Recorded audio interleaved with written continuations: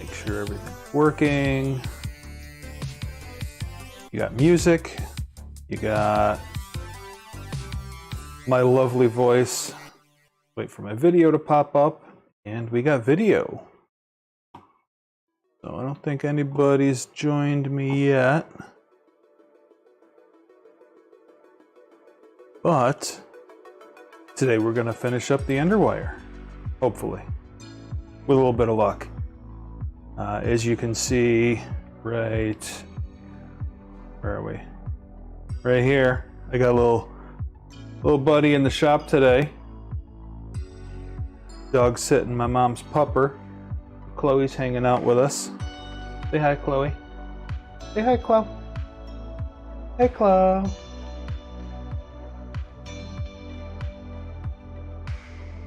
So we're gonna do the enclosure today.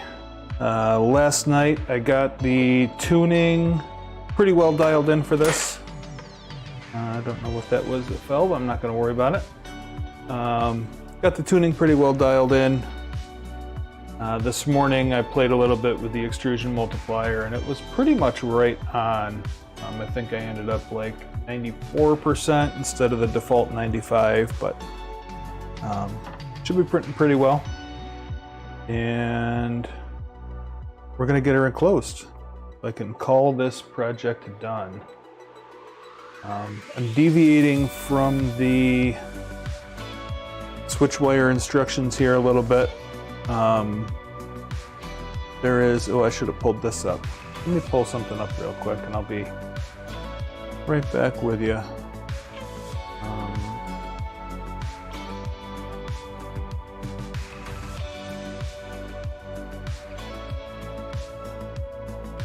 So this person's enclosure I like a little bit better. There's a link to this GitHub in the description. The panels bolt together instead of double-side tape. I don't really like the double-side tape very well, so I printed off these pieces we're going to use instead. Got all of them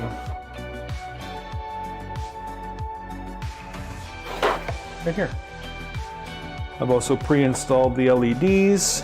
The only thing that I have not printed yet are the what we're going to use to run these wires. There's going to be little covers that go in these grooves here to cover the wires up. I also have the kit comes with just regular white LEDs. I just bought a strip of cheapy ergobleds that I put in here. So we've got 3 wires for our LEDs instead of just the power and ground. So I'll have to configure those eventually, but we're just going to get the enclosure on today and get this thing submitted for a serial. As you can see, all these printed parts have holes for bolting where normally they would be just installed with VHB tape. So that's one difference. I think that's the only difference actually. But we're going to work through the same instructions that Siboor uses. We're just going to use different parts here. So the first thing they want to install are these side rear panels. Let me get those out.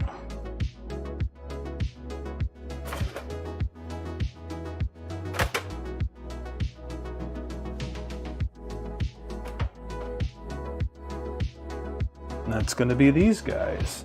So all of the back panels are black. Front panels are going to be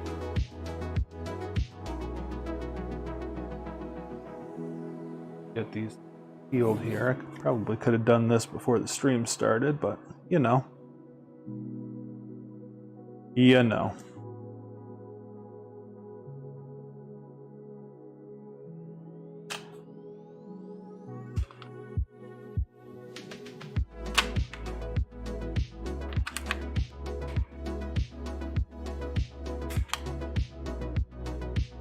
Actually, I'm gonna ask you to pardon me for a moment while I go wash my hands as well. I tend to have really greasy, sweaty hands all of the time. I would like to try and keep the greasiness to a minimum here on these beautiful, pristine panels.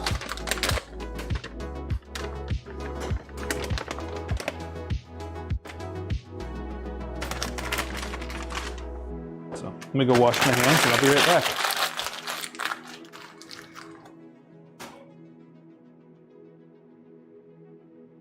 Uno momento, por favor.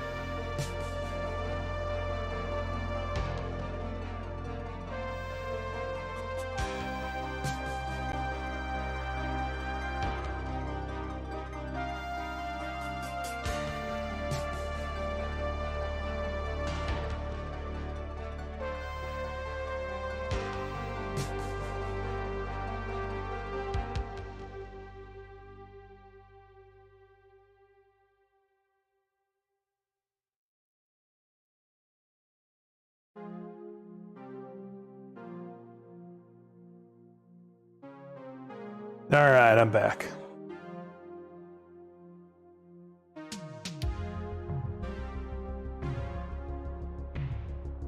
This says we need M5 by 10s and an M5 silicone gasket. I'm going to assume we're going to use the...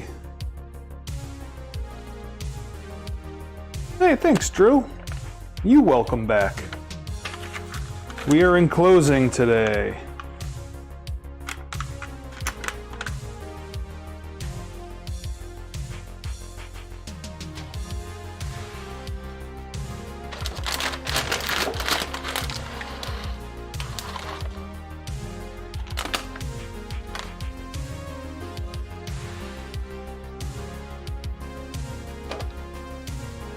What do you guys got going on today? You doing anything fun?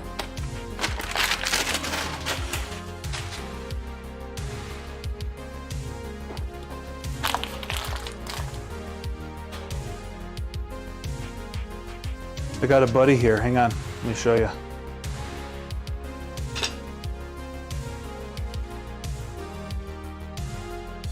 Hey, Chloe.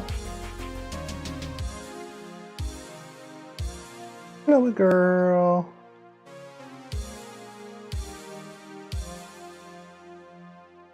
She's been sleeping next to me all day. You gonna sit down?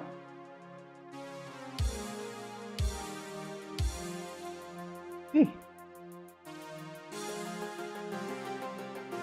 Laundry, getting stuff ready for a garage sale. Garage sales can be fun. Priscilla looks forward to a garage sale here every year.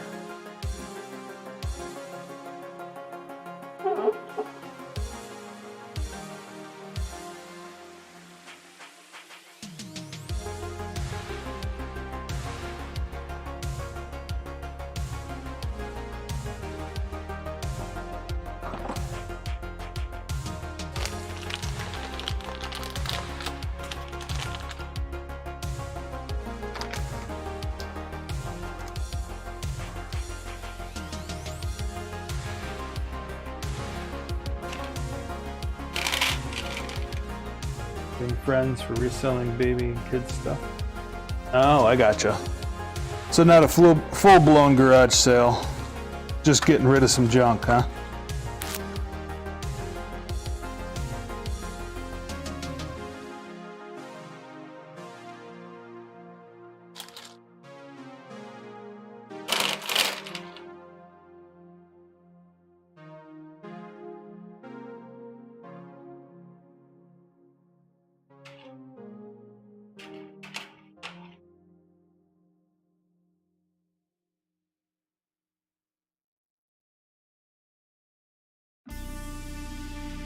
Kind of baby stuff floating around the house, I imagine.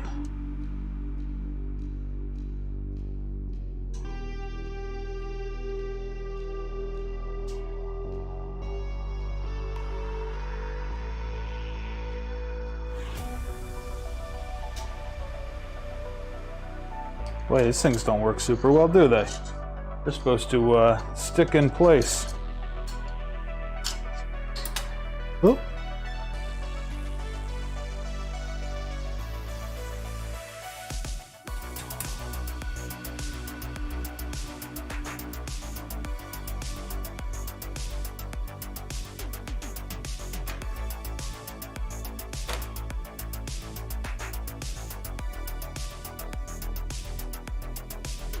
Maybe I'll use these for the bottom and use these for the sides.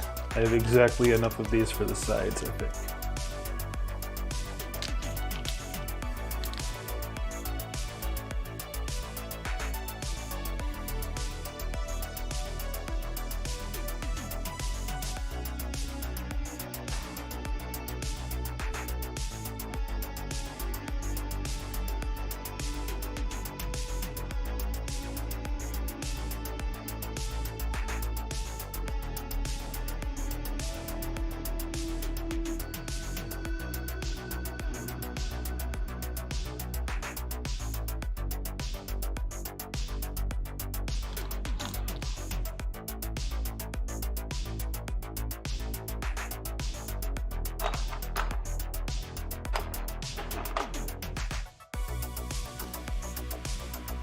Just trying to figure the best way to do this. Maybe it's going to be long enough. Maybe just.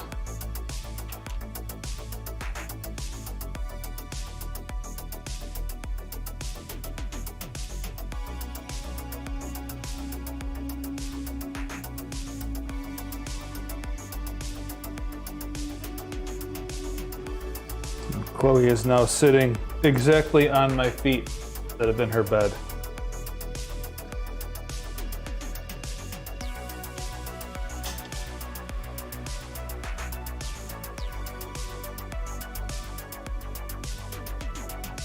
She has been absolutely clung to me all day.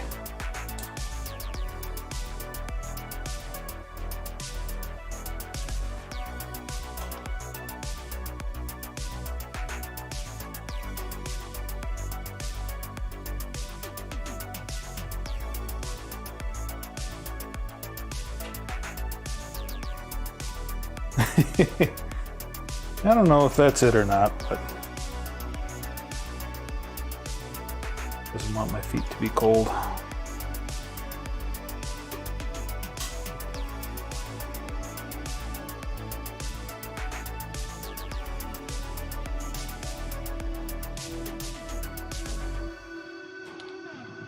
So these are just little, pretty ugly. These are just little lips that screw into the side here and give the panel something to sit on, and then they kind of clamp it in place. So that's what holds the bottom of the panel. And there's also a long version for in front of the stepper, and I'll flip this over so you can see it from the side once I get the panel on.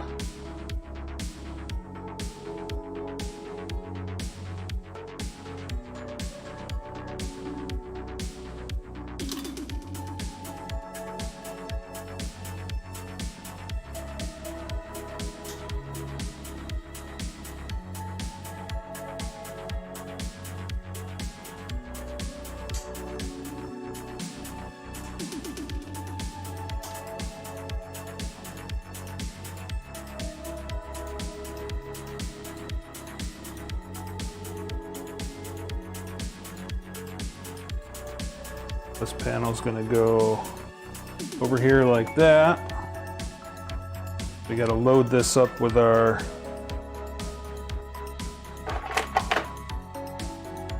What are you doing, Chloe? Where are you? Oh, there you are. What are you doing?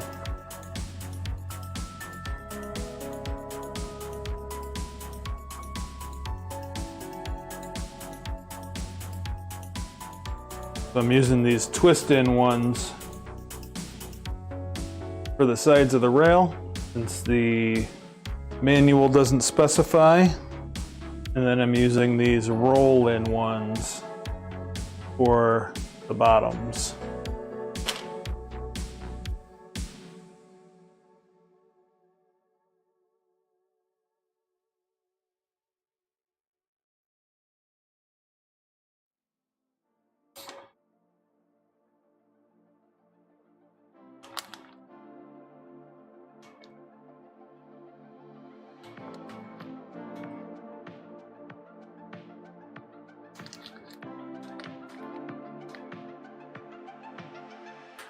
On the sides here, it wants a little rubber gasket underneath them, which is fine. I want to say on, maybe I didn't. I thought on the other ones that I made, I had like printed pieces that went in here. Not familiar with the roll-in ones. Yeah, so these are, there's a little spring-loaded detent ball there. And what's supposed to happen is when you install them, the detent ball is supposed to put pressure against it so it'll stay in place. So they don't move. The twist-in ones, when you put them in, if you unscrew the fastener all the way, it'll just drop to, gravity will take it down. The roll-in ones are supposed to stay in place, but these must be exceedingly inexpensive because the spring-loaded detent is not detenting.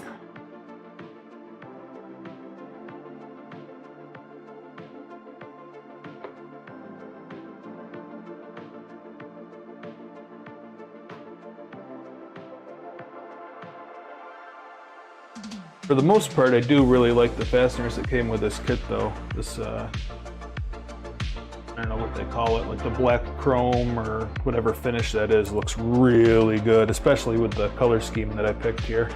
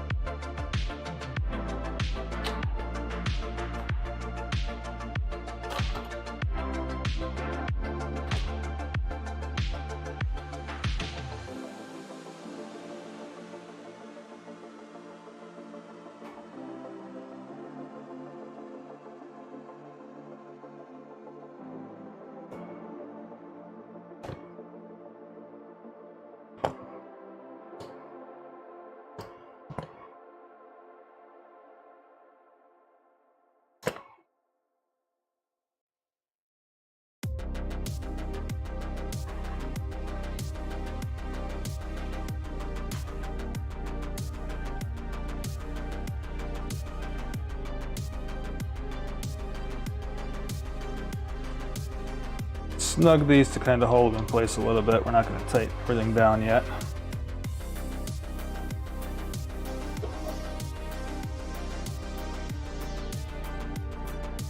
Ta-da! And it looks like it wants us to put the other one on at the same time, so let's do that.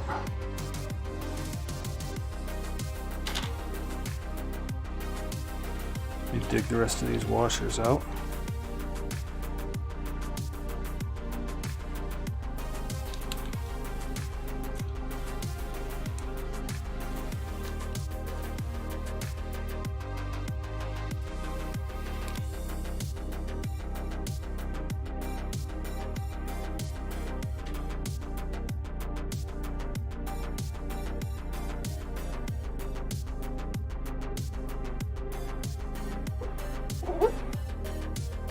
Do this one on the side to try and give you a view.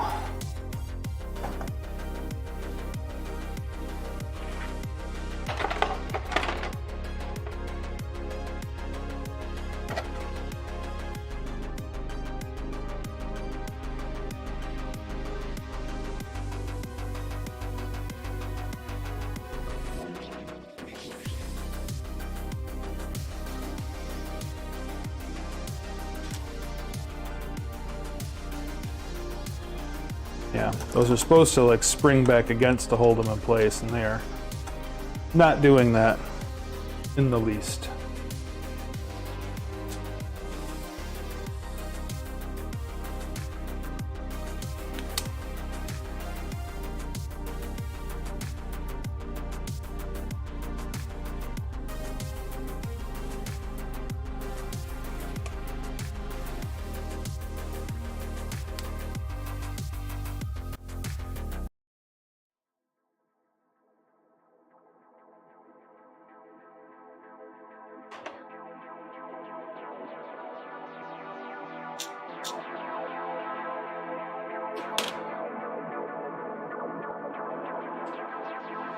So Drew, have you made anything else?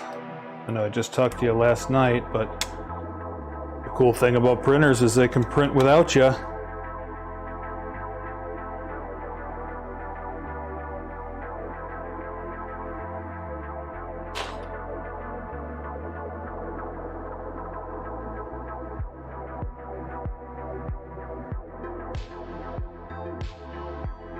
I don't know if you can see Chloe down here, but she is laying next to her bed,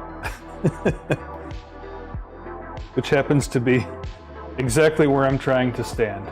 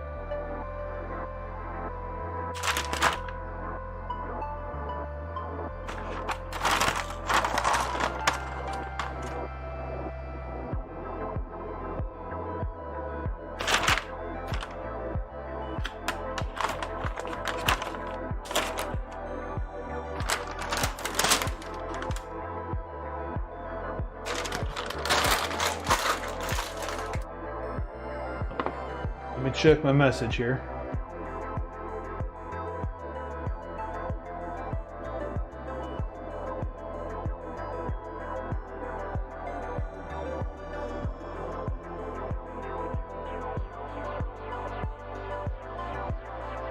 Oh yeah, nice. Good look at Drew.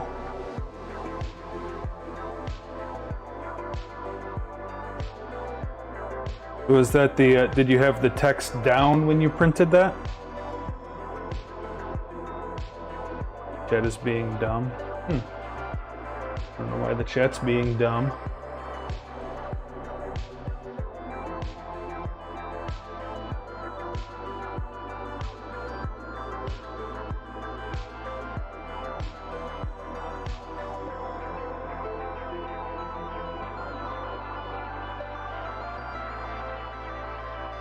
Weird. I don't know.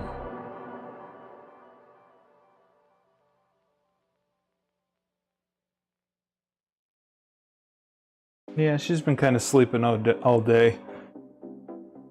It's just kind of odd that she's sleeping next to her bed.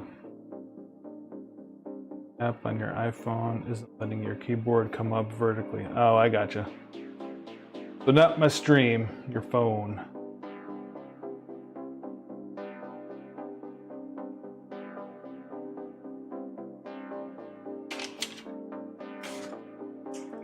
If that text was down, I think you got to work on your first layer a little bit more.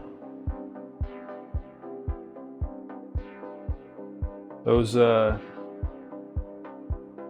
shouldn't be gaps. Yeah, we got a little Chloe down there. Oh, there we go. Now she found her bed. So Drew, on your first layer,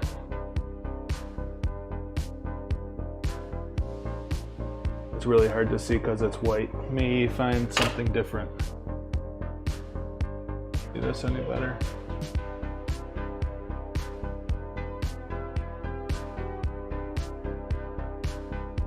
Not really. Hang on.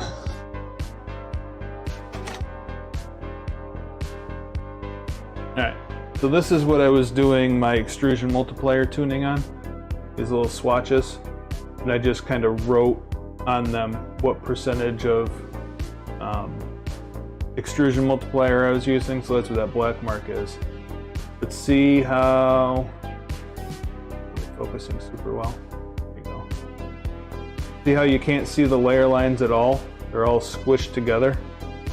That's what you should see on your first layer. So that's the top surface. Can't store settings. Oh, I thought you said you got that figured out.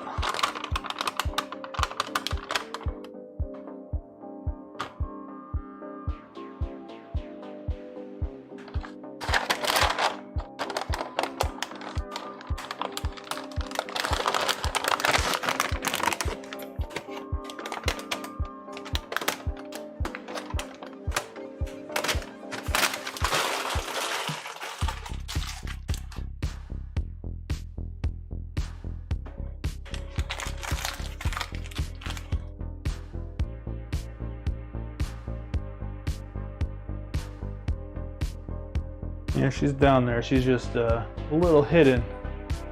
Probably turn a light on.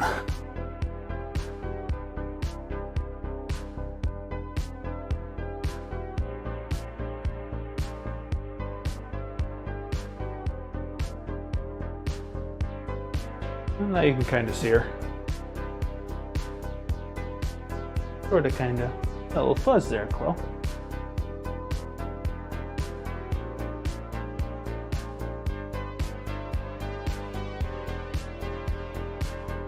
Just going to do the same thing as the other side. We got a screw and a little rubber washer.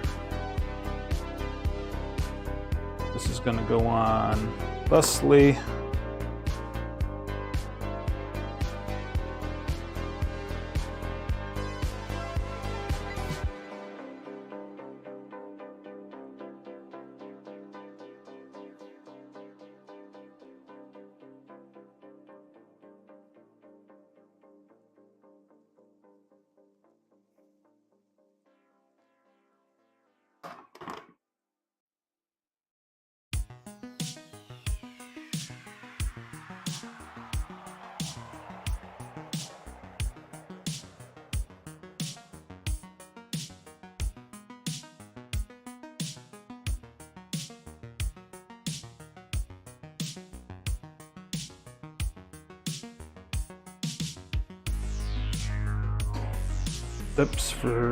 E-steps for extrusion you got to save, the Z offset, and when you try and look at other settings like extrusion multiplier, you get unknown command response. Alright,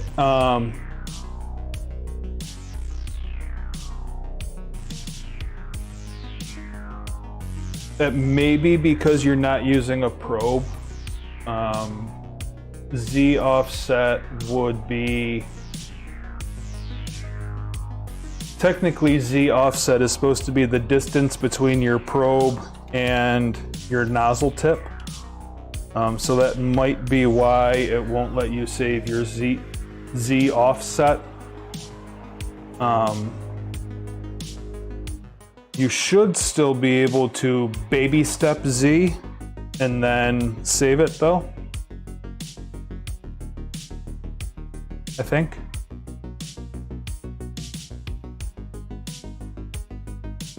If not, you can try doing it the analog way and adjust your Z limit switch.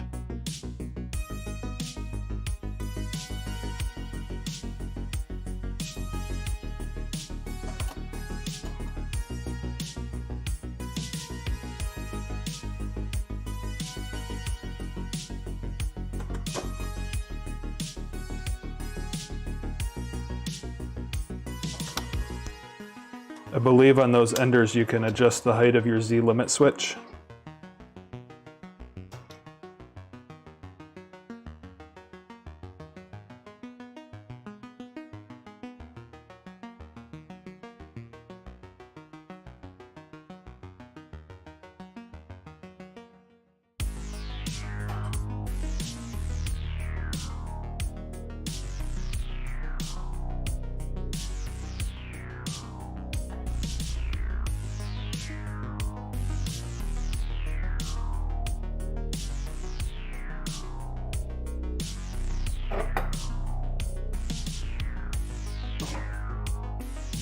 There we go, we got 2 sides done.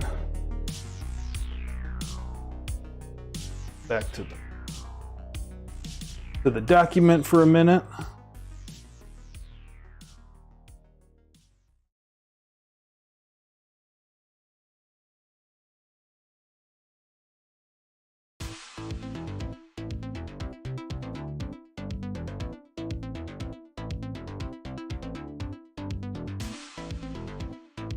And it wants to do the rear panel next. I am not going to do the rear panel next because I changed my files a little bit. I'm going to be using these ones that I've modified with some holes to bolt in. And the documentation calls for double stick tape. So I think I'm going to do the rear panel last, which means next I'm doing the top panel.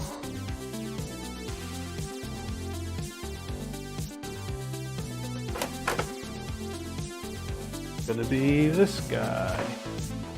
Oh, you can't see.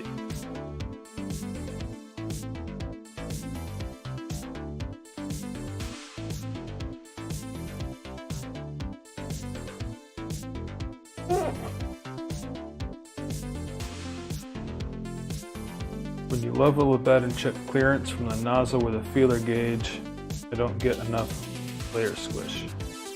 Baby set the Z like you said, but you can't get it to save. What size feeler gauge are you using?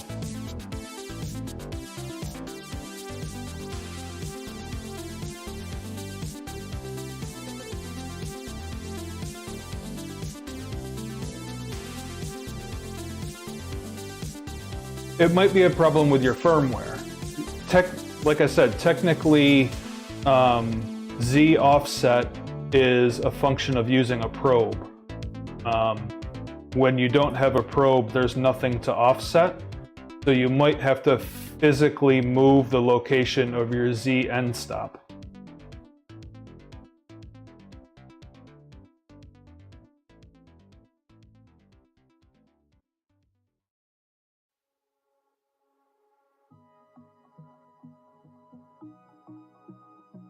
Kind of like I was telling you the other day, there's a difference between bed leveling and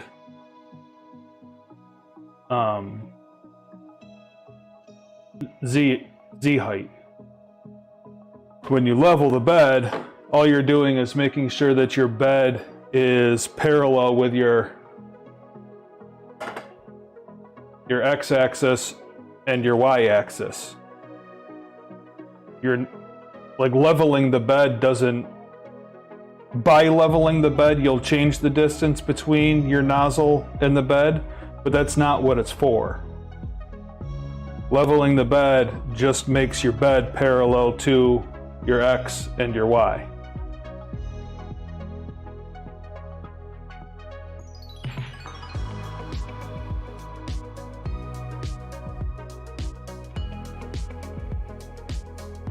And if baby stepping and saving isn't working, you probably need to adjust the height of your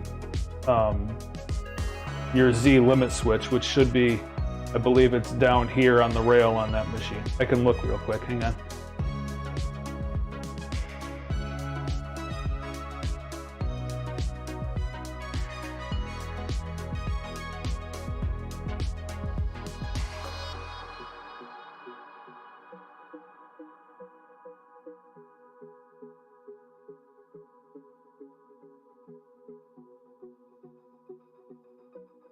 Nope, I lied.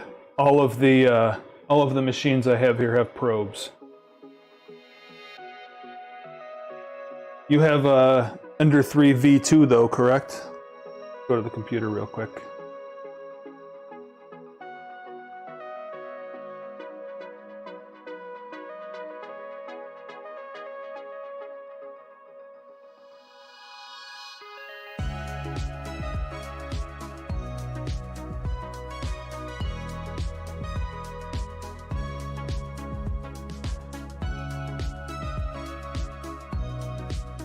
Yeah, this bracket here. Do you have this bracket here?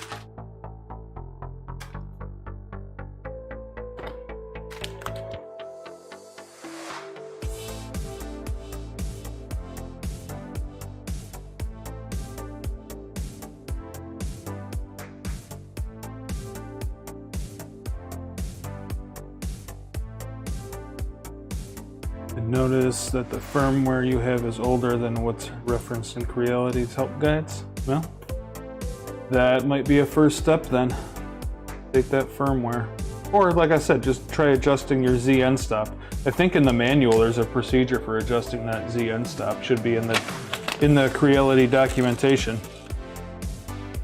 Because adjusting that end stop is basically what changing your Z offset does. You're just changing where the firmware sees the nozzle in relation to where whatever triggers.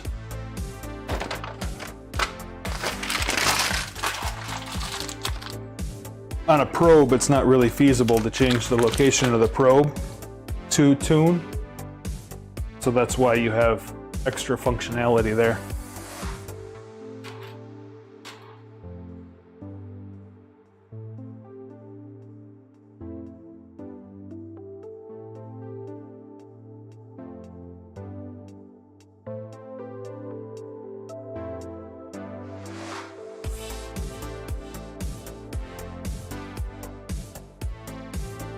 You didn't see anything referencing the Z end stop?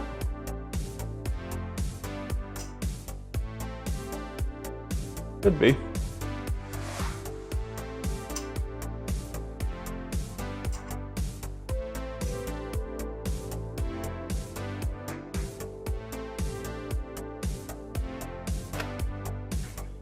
Gage isn't feeling good, just laying down, and your wet noodle of a brain doesn't have the Oh yeah, no problem. I was just trying to help you out. I wasn't meaning to criticize.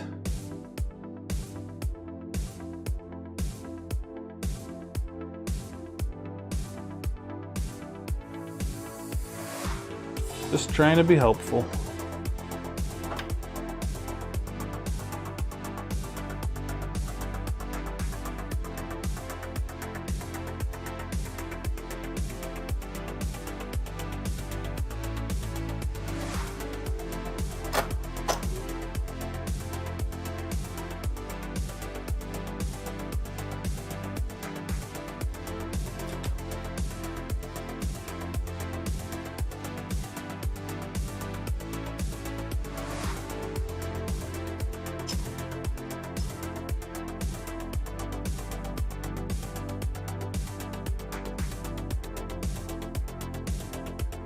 Didn't take it like that. Have been a tremendous help. Well, thanks, bud.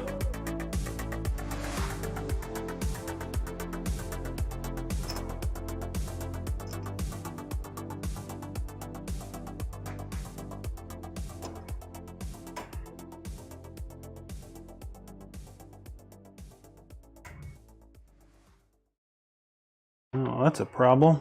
Won't screw in far enough.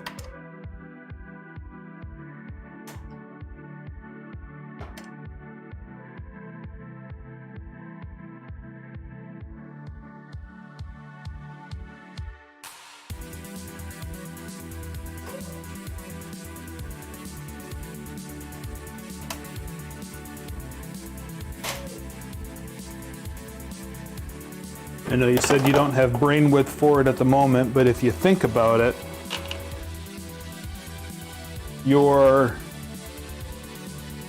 every time you home the printer, what are you doing?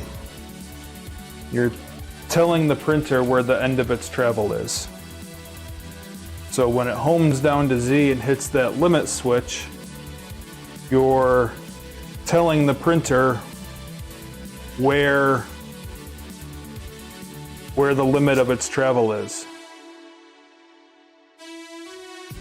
So if you are too far away from your bed, what you can do, move that limit switch down a little bit to tell the printer that the limit of its travel is further away. So it'll come down closer to the bed.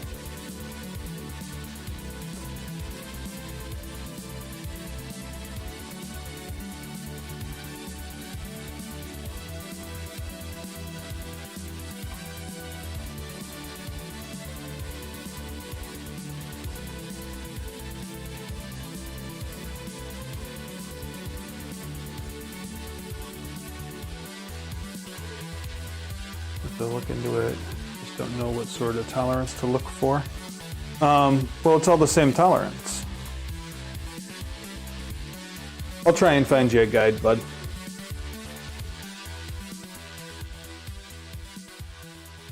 Oh, I got my washer out and then didn't use it.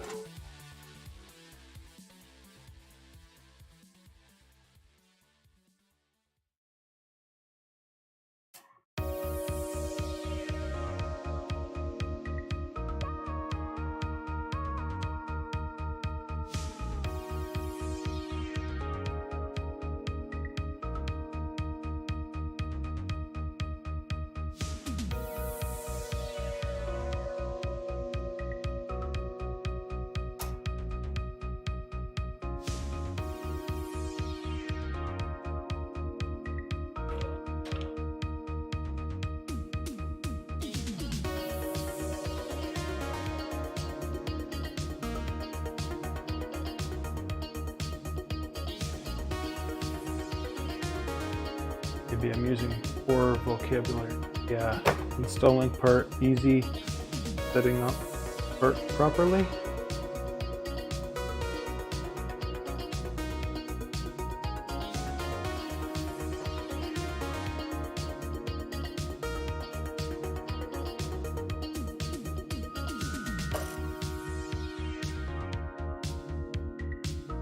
Well, to your comment about bandwidth, like that definitely plays into this, especially when you're learning something foreign that you've not really ever been exposed to.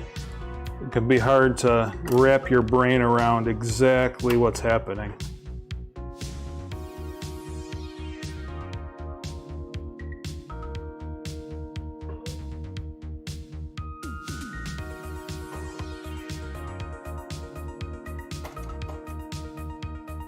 Again, I'm just kind of snugging these a little bit because we're going to need to make some adjustments. as we go.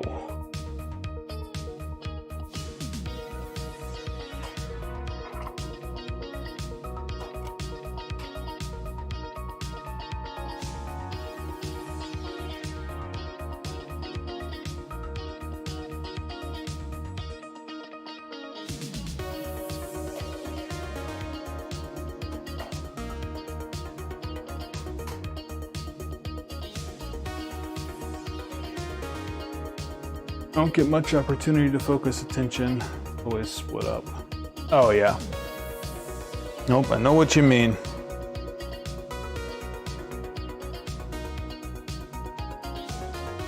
Being pulled in a bunch of directions. I completely understand.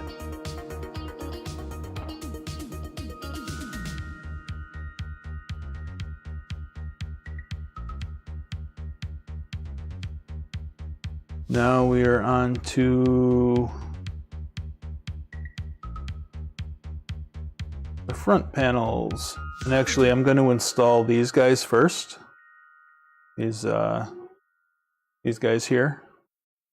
Because I've got some holes to drill.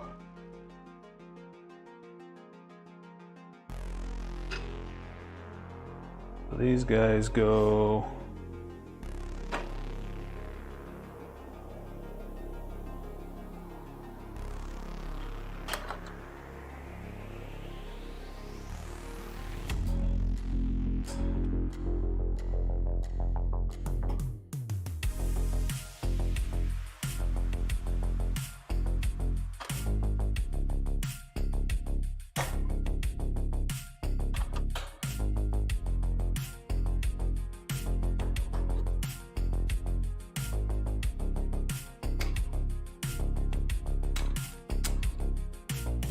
I might need longer screws here. I believe these are supposed to be double stuck taped down.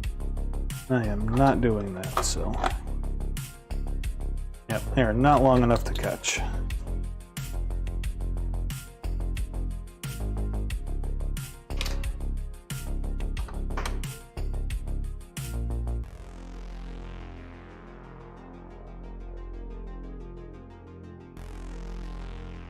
Not a problem with the kit. This is a modification that I'm making. Those are 8s, so I probably need 10s. Some N3 by 10s.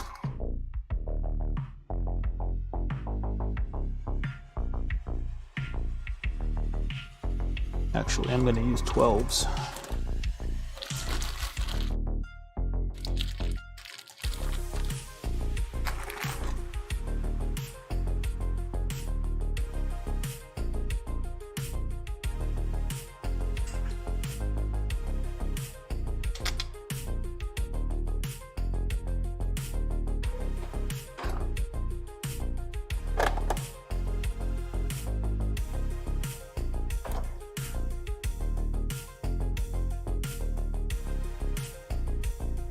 To your point about focusing attention,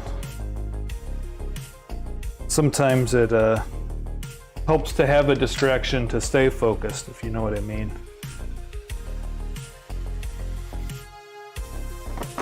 And also, in my old age, I have learned the brain is something that you have to exercise just like the rest of your body. If you don't use it, you lose it.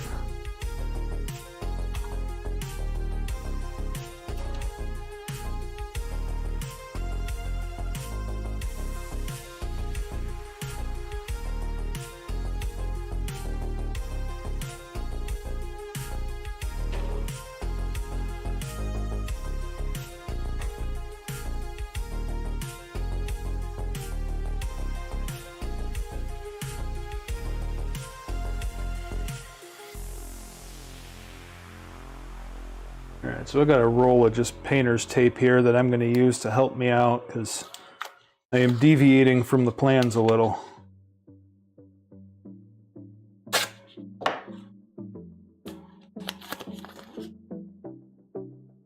I'm just going to get some pieces here to hold these panels in place while I drill some holes.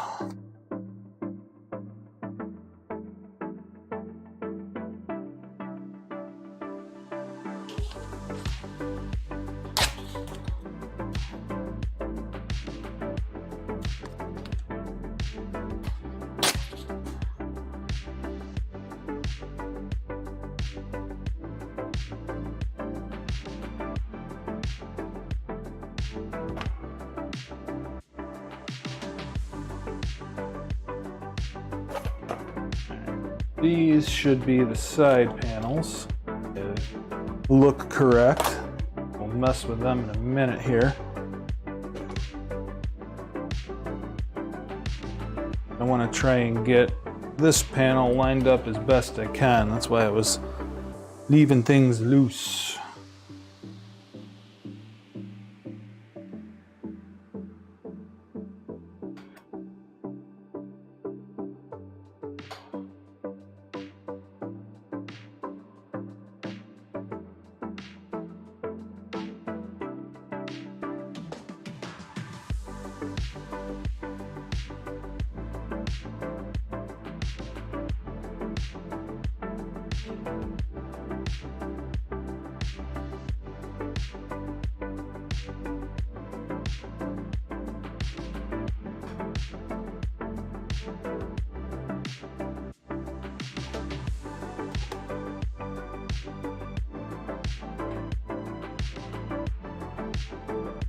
Piece of tape just to hold things in place.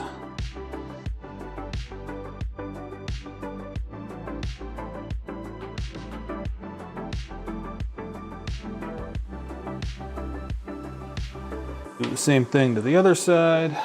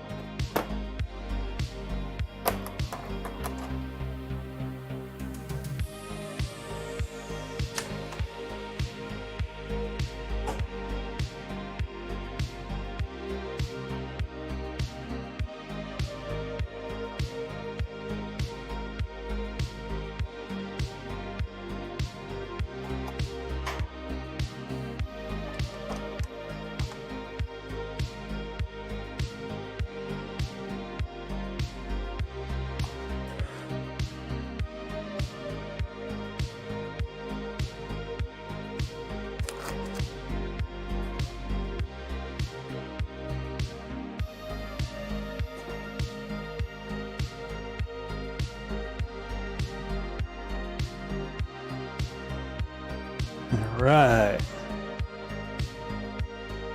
I'm gonna leave the plastic on these for now because I gotta drill some holes for my bolts. This panel kit doesn't, it calls for double stick tape, not bolting the panels together, so.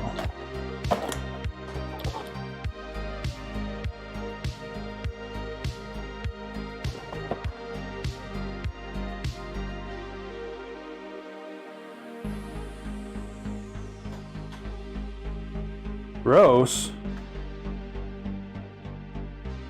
What, leaving the plastic on? Just Just trying to protect the surface is all.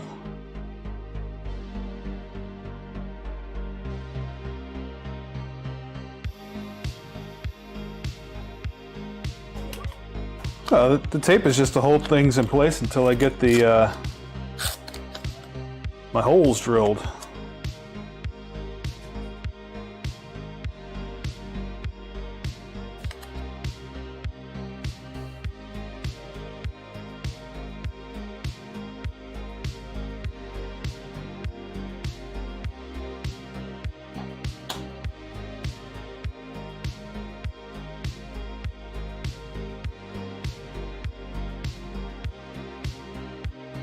Oh, relying on double stick? Well, that's actually the Voron preferred method, is to use VHB. The kit comes with a roll. You can grab it.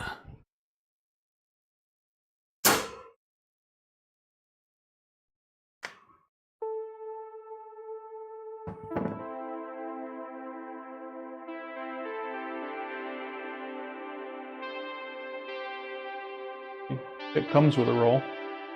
This is the good stuff. It is the stuff that you would want to use for this. But it doesn't make it super serviceable if you do that. That's why I printed these guys. In the instructions below, I linked the guy that designed these. Actually, I can show you.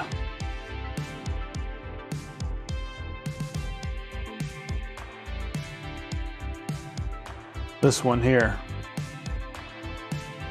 This Cereal Dreamer designed his own version of switch wire converted EnderWire.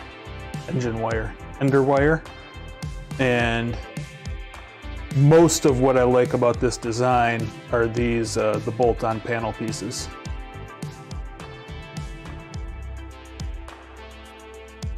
I also used these Z motor mounts, if you can see that, or the X and Z motor mounts with the extra bracket up here and the through bolt at the bottom. And I used these end caps because they don't use screws, they use magnets. It's pretty slick. This is also something that's pretty cool. I would like to do this on one of my machines at some point. It's a servo motor that comes down and clips a magnetic probe to the bottom of your tool head to probe the bed with. And then your tool head will come over and dock the probe, and then the, clicky, yep. Man, you've been doing a lot of research. You know what clicky is already, 3 weeks in.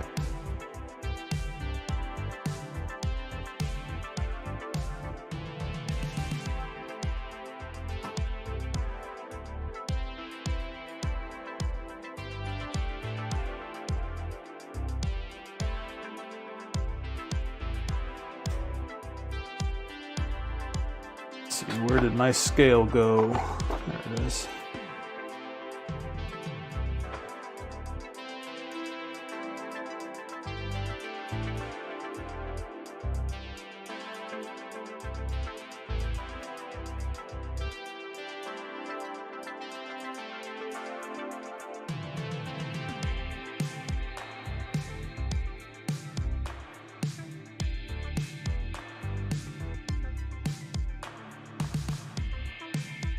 What do we think we're gonna do here? Maybe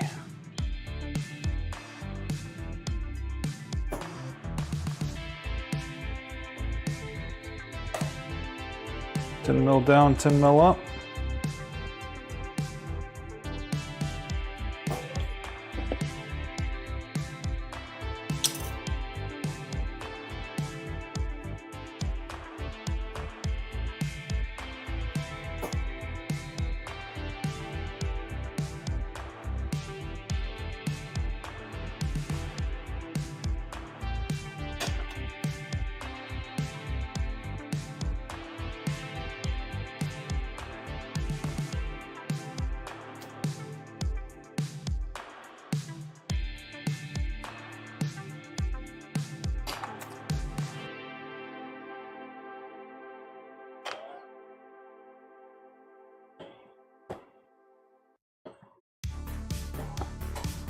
Yeah, I think that'll be perfect. 10 mil down, 10 mil up.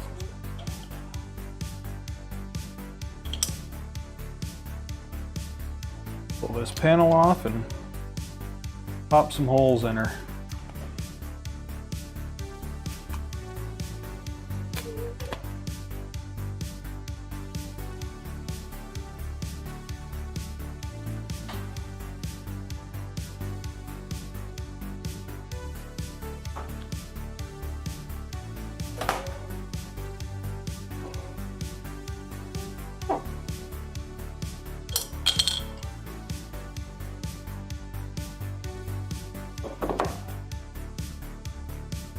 I think I'm going to do both of these at the same time.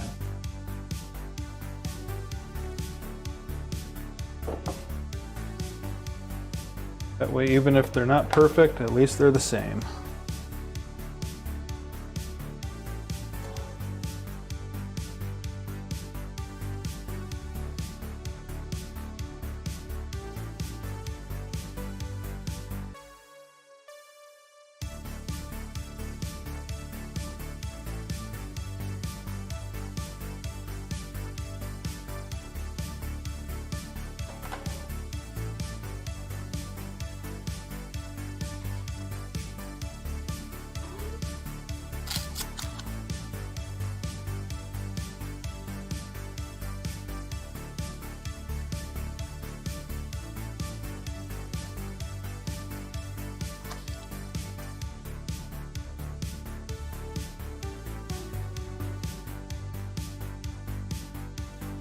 Alright, so we are all lined up, tape's holding everything in place.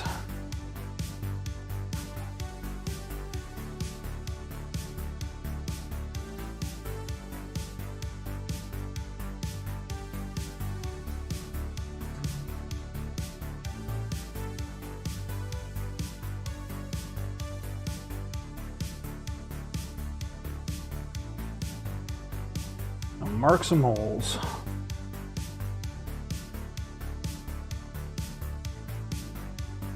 That didn't show up in the least. I was trying not to have to stick my Sharpie in there.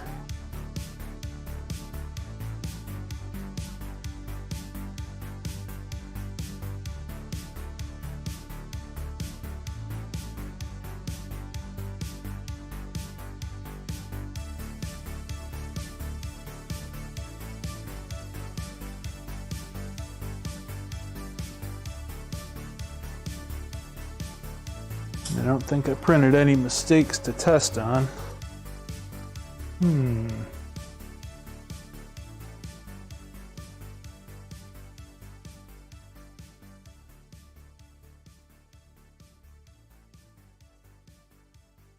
I wanted to see what it was going to look like before I drilled.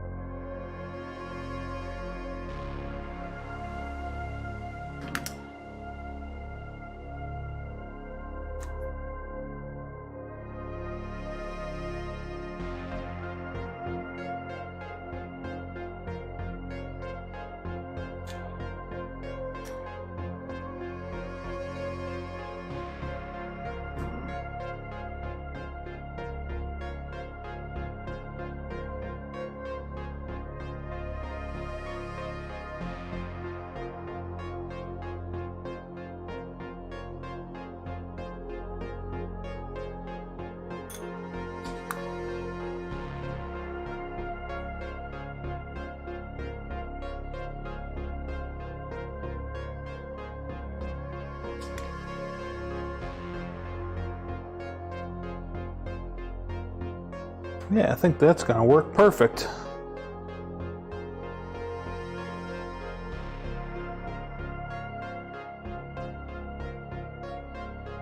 So then we need a drill bit.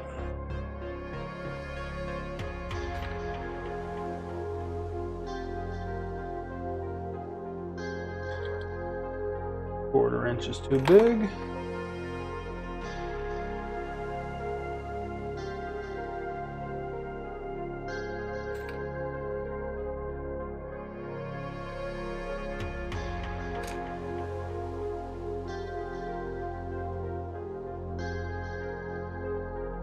And I think that's the ticket. We are 7/64.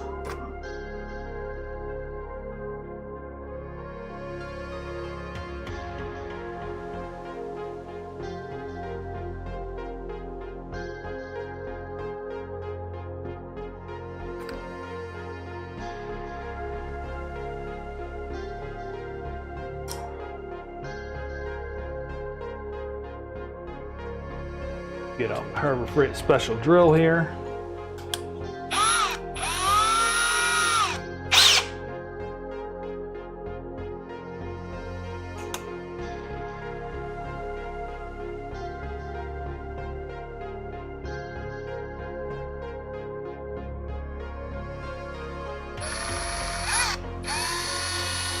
Ooh, Chloe doesn't like that noise.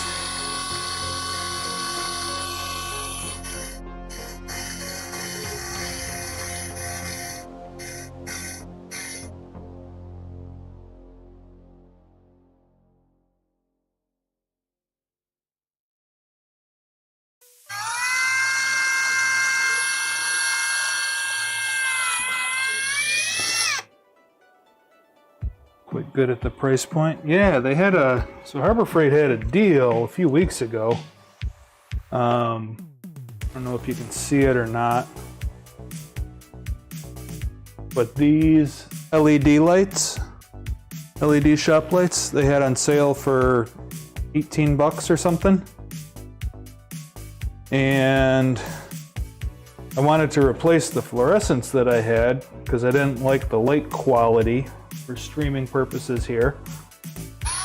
And my local Harbor Freight was out of them, so I had to go up to the North Myrtle Beach one, and I had to wait a day to do that. I couldn't go the day that I was looking. So the next day I went up to the North Myrtle Beach one, and what I found was Harbor Freight was having a big power tool sale. So it was,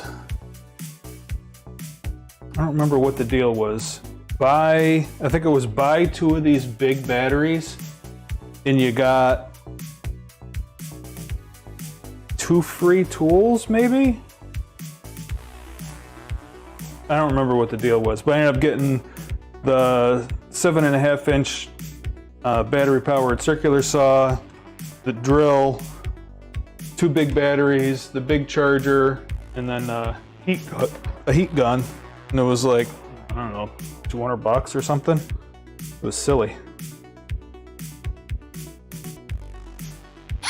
I just spent that for a Milwaukee drill. And it's not like here at home I need the best quality. It's not like I'm using them at work, so.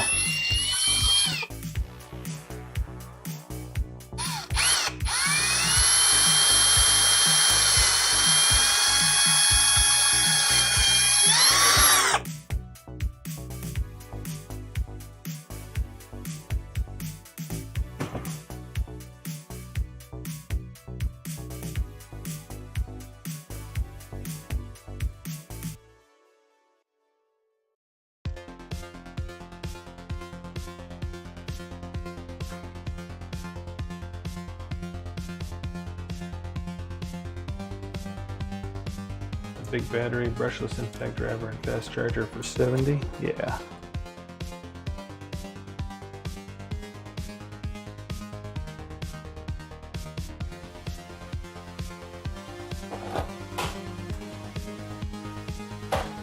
Yeah, I don't really need a driver. I needed a drill.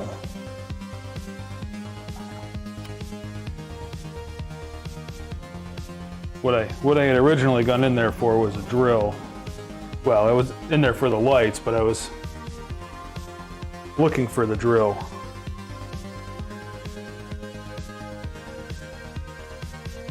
And then I hate getting out my circular saw. I need a circular saw for trimming stuff for the CNC. I just hate getting it out. And I always end up putting projects off because I never want to get out the circular saw. So I figured battery powered one. A little bit easier to use in a small shop.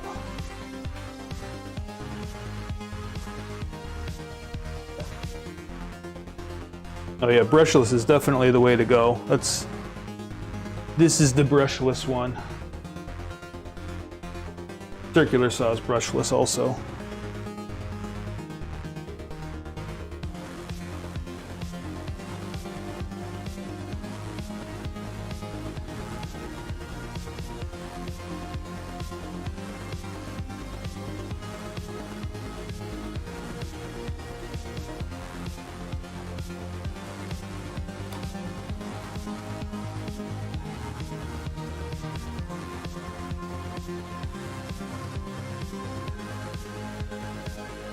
Dad's worm drive. No, I have no idea where Dad's worm drive is. Has been lost to the eons of time. My circular saw is an old Craftsman. I don't know where it came from. I know I didn't buy it, but I ended up with it somehow.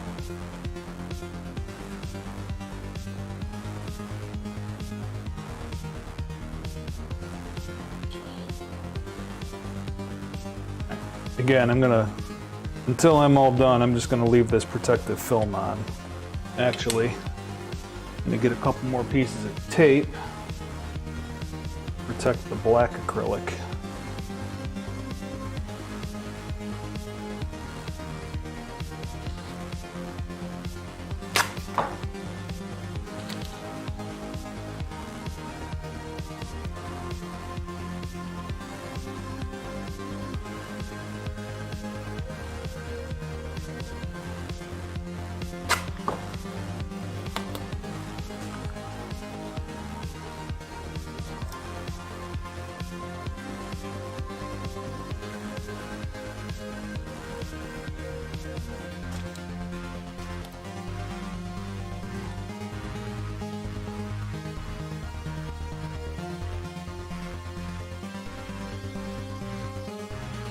I really don't have any use for a worm drive saw anyway. I am very mechanical, but not that handy.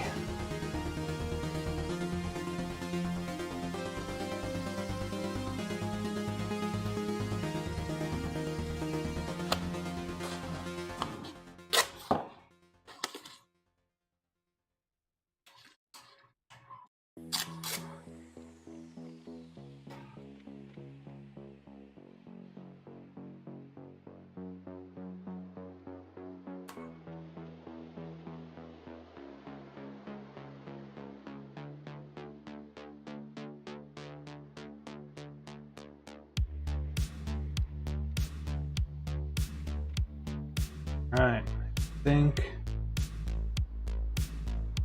that is about perfect.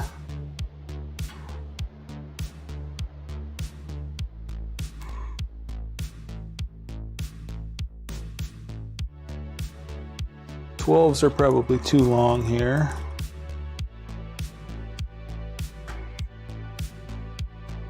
Let's say about eights. Eights might be too short.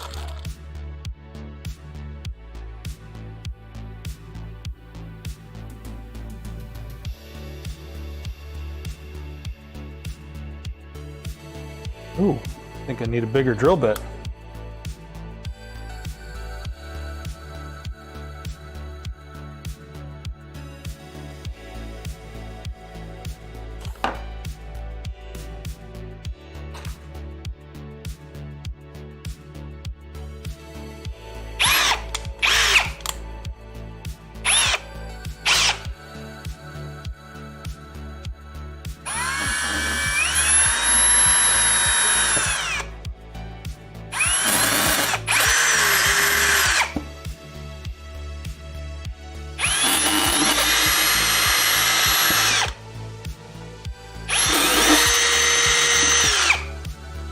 Loud noises, loud noises.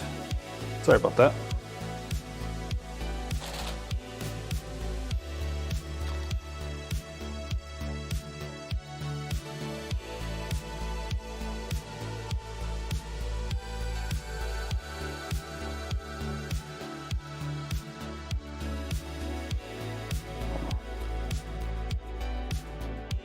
She does not like it. She was not a fan.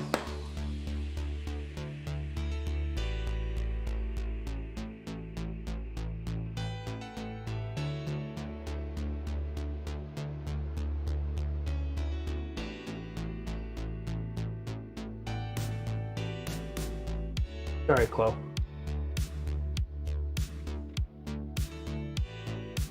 I wish she was a little more in the light so you could see her.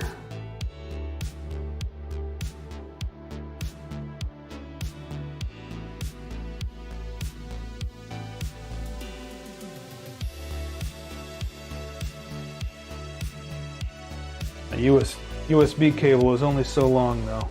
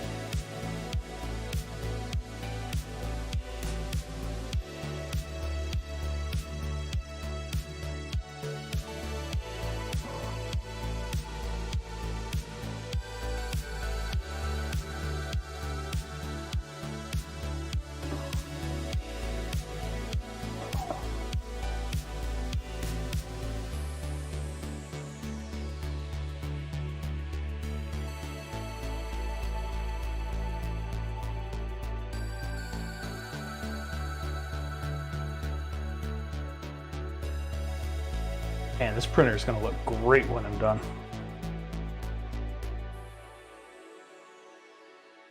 I'm a big fan of how it's coming out.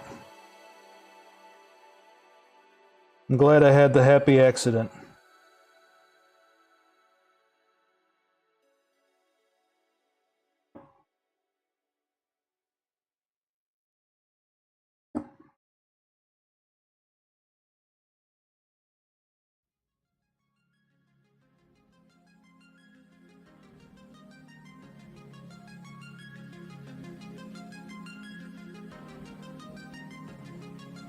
Printer was supposed to be gray.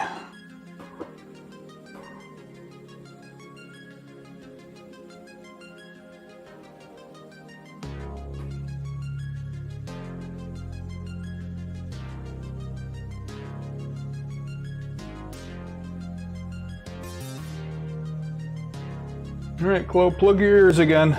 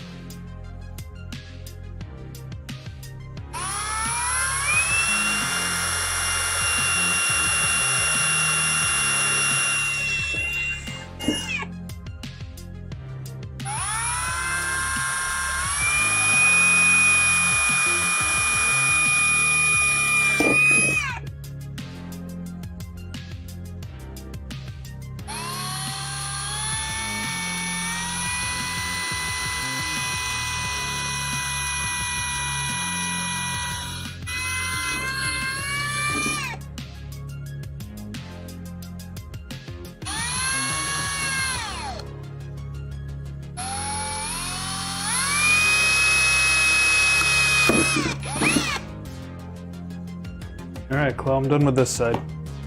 You can relax.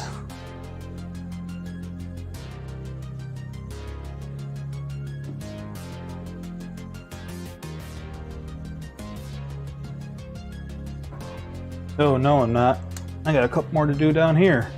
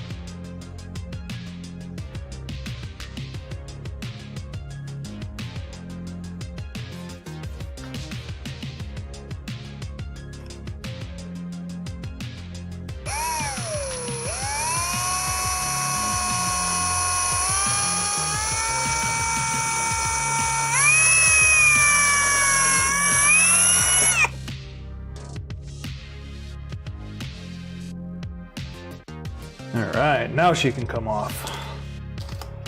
Get rid of all this tape. Well, not get rid of it because we got to save it for the other side, but...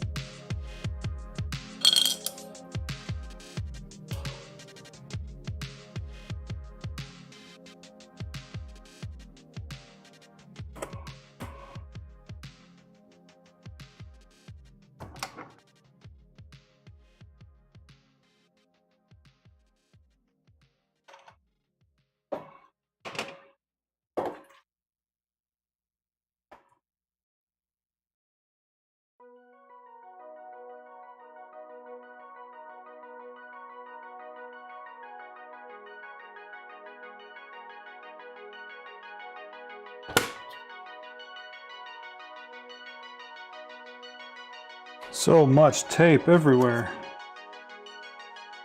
Running out of places to stick it.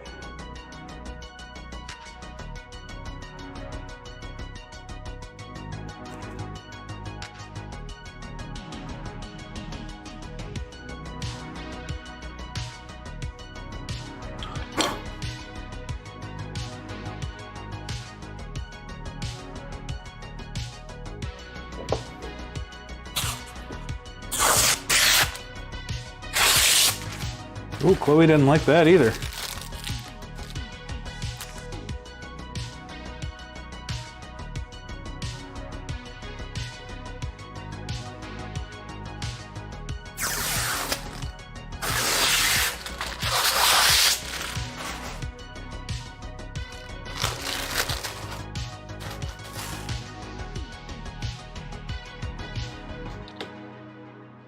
Oh yeah, this is gonna look sweet.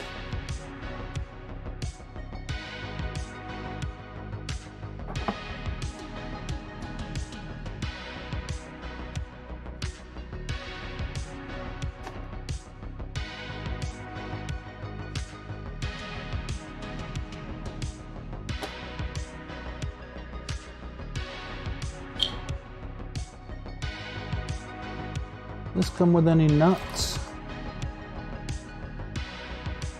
And not many. Alright, let me get some nuts out. Oh, where'd you go, Chloe? Hey!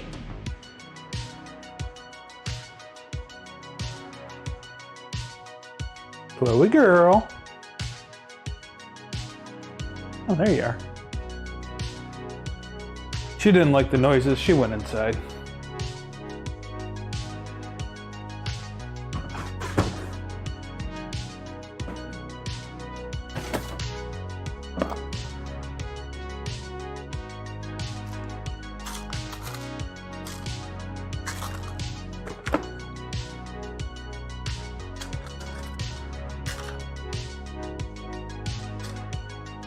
Alright, I don't think these bolts are going to be long enough, but we're going to try it anyway.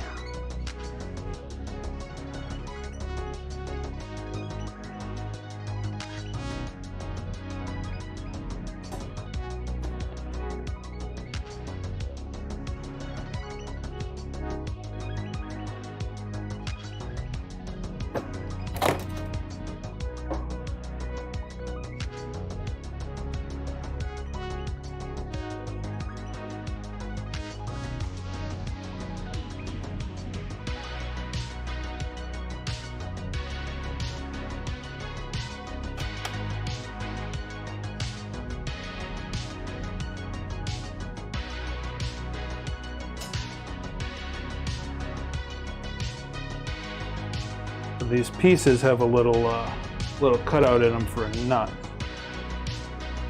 Makes it handy.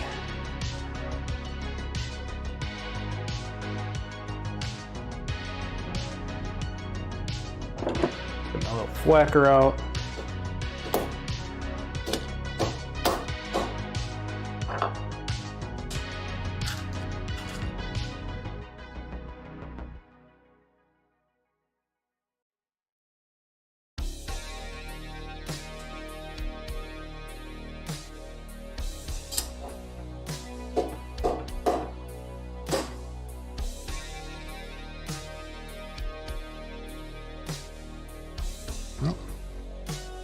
I didn't stay in at all.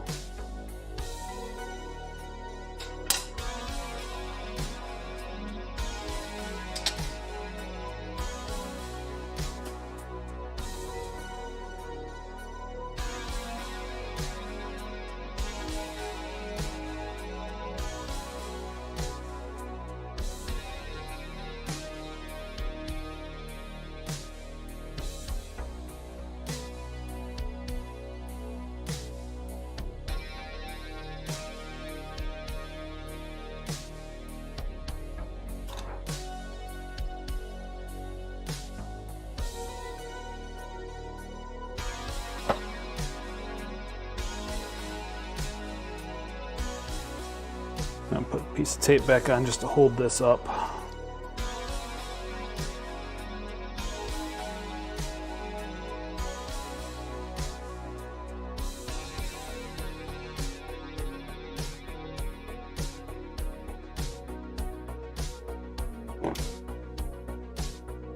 Oh yeah, perfect.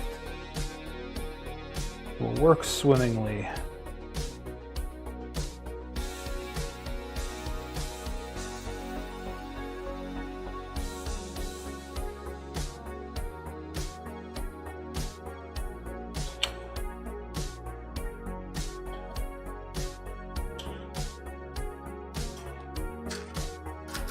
These guys, the same thing. They got little recesses for some nuts. Let's see if these ones will retain the nuts any better. No, just as loose. It's fine. All they need to do is stop the nuts from spinning. They don't actually need to do anything.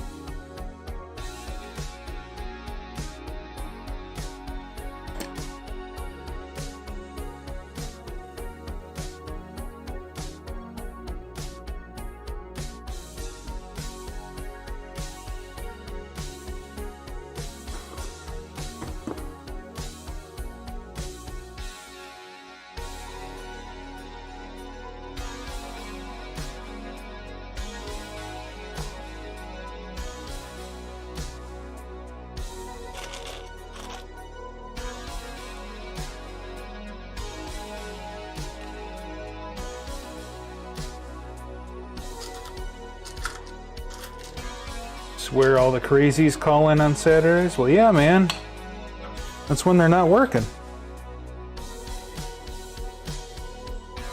Get some wild phone calls today, did you?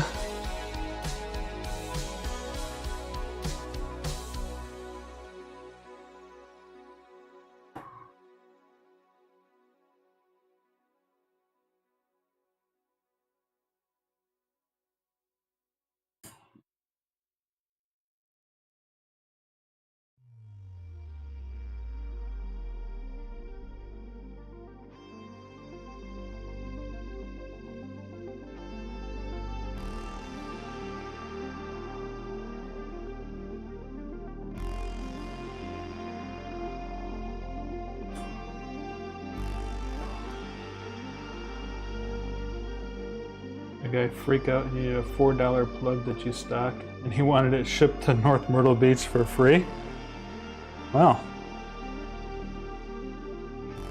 Plug for what? And the plug was it? Like a terminal housing?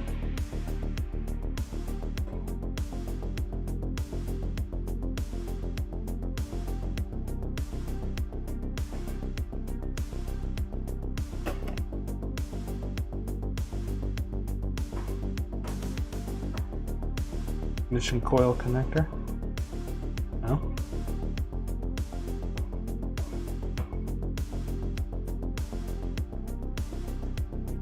Yeah, that's what I figured, ignition coil.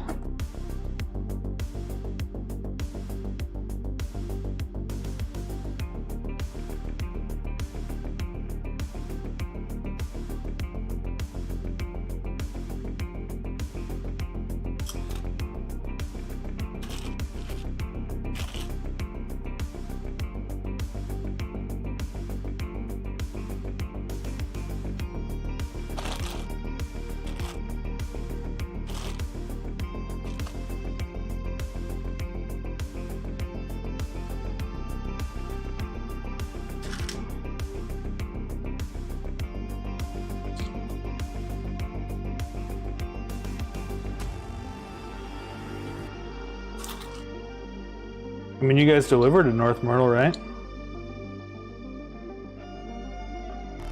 If you would receive it today, yeah, okay. Ain't got a driver on Saturdays.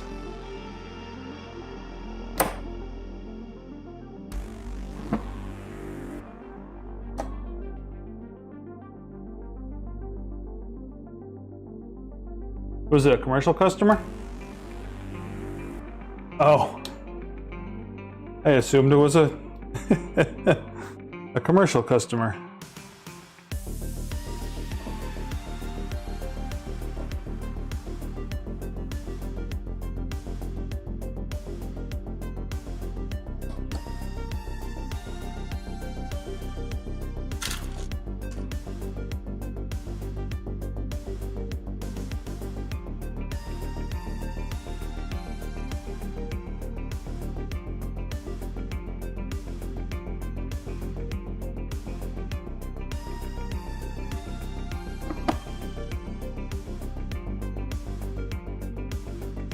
He didn't understand why it didn't come pre-wired or pinned. Oh boy. Sounds like he's in for a rough time.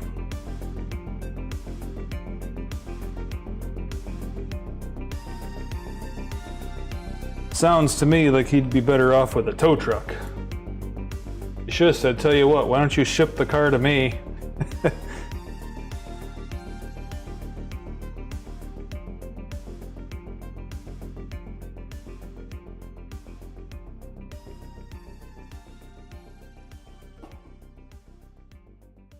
Pressed him one wire and he hung up. Yeah. Volkswagen prices will do that to you.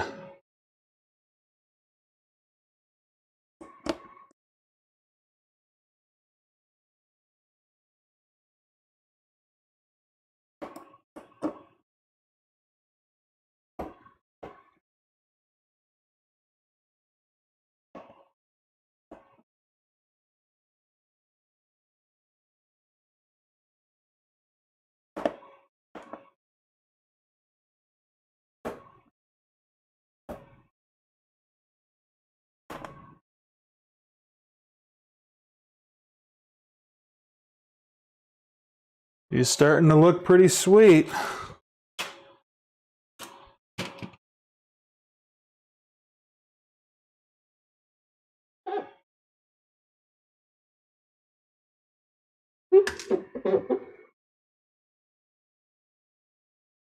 Go do this other side here and do it the same way, I think.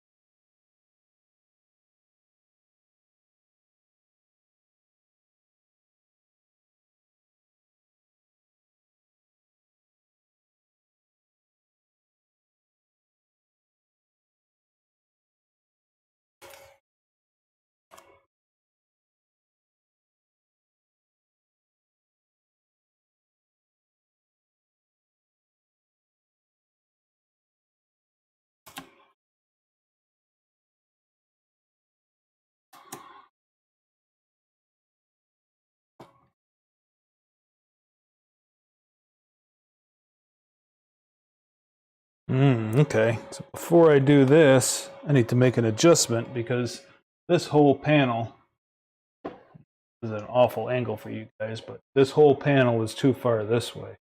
You gotta shift it back.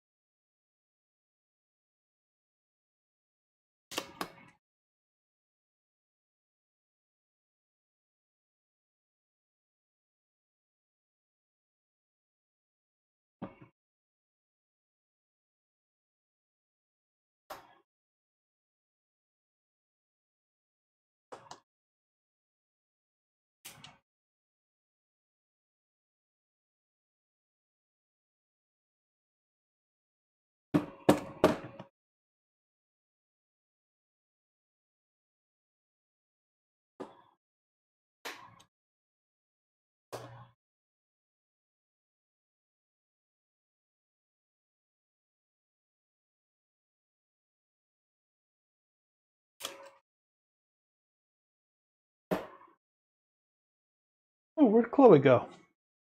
Let me find Chloe real quick. Decided she didn't want to hang out with me anymore.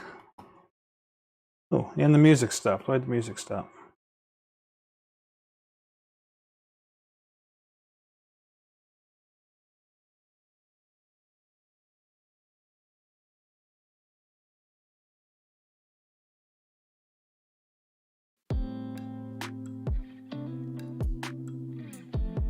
All right, give me 1 second. I'll be right back.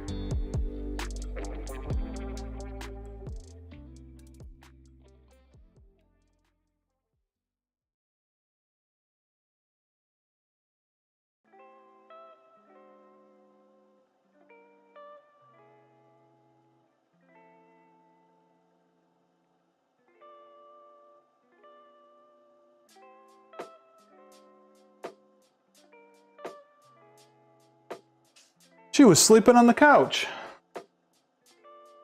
Decided she didn't want my company anymore. I had to bribe her.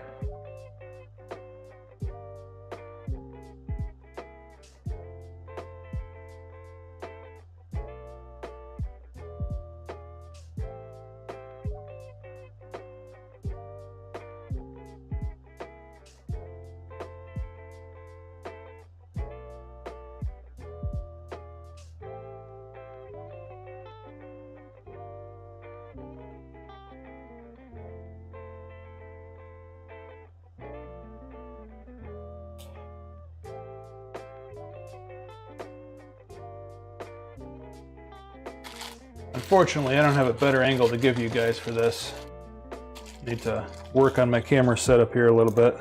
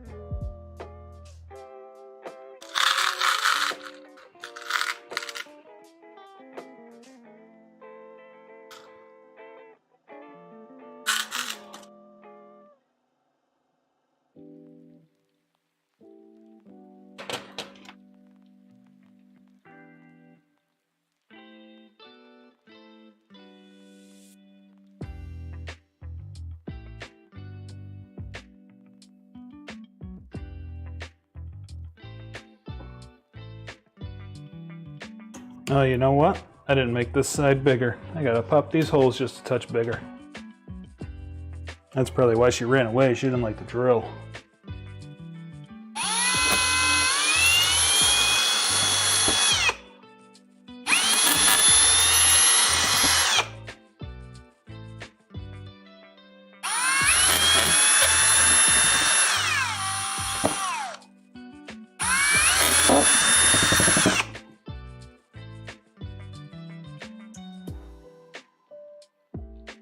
Oh yeah, that's what it is. She doesn't like the drill.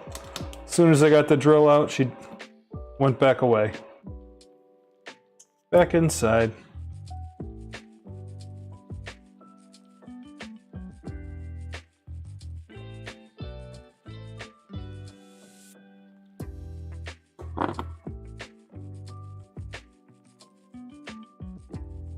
Oh, I gotta see how I had these on the other side.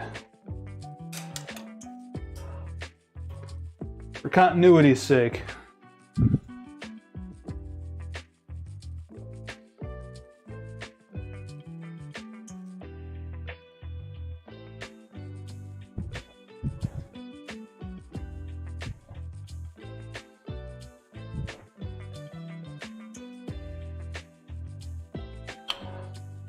They are this way.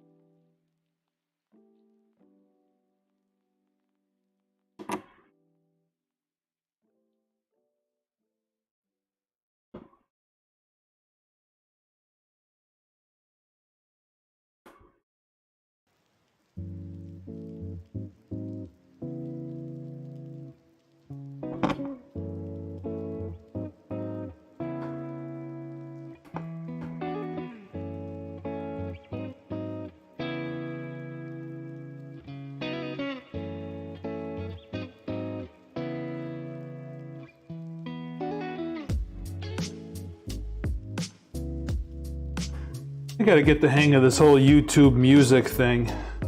I got yelled at again by YouTube for having copyright infringing music when the music that I'm using specifically says that it's DMCA free, or DRM free, or whatever.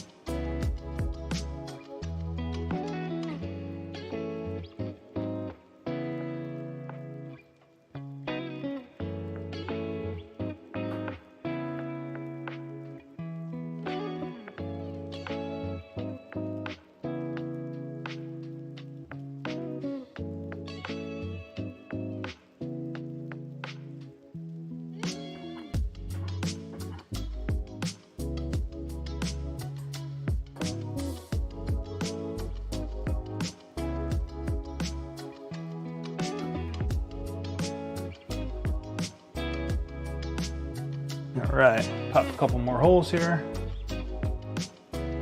Weird, just like instrumental music. Like if Riley sat there playing slow blues on guitar. Yeah, I don't get it. I am specifically using, there's a playlist on Spotify that are made just for streaming. There are people that have donated music like specifically for streaming. And that's what I'm using, and I'm getting copyright claims, so. I don't get it.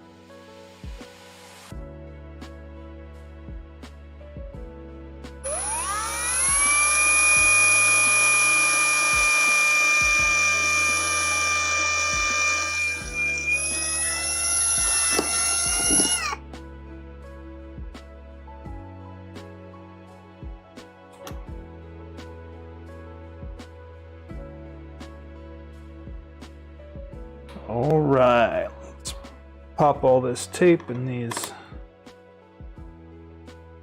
protective covers off. Bolt these other panels on.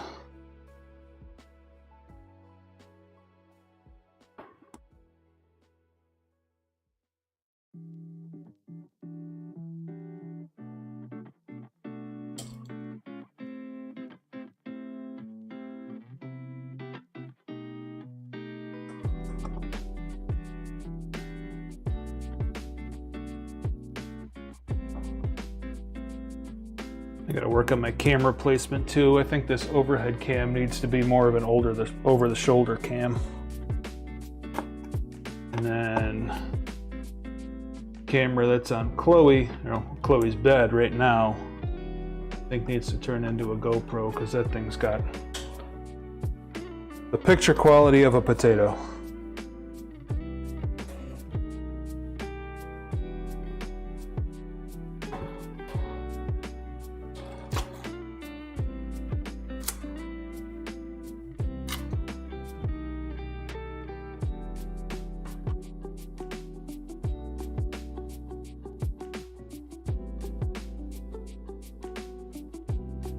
But you don't know this kind of stuff until you do it, right?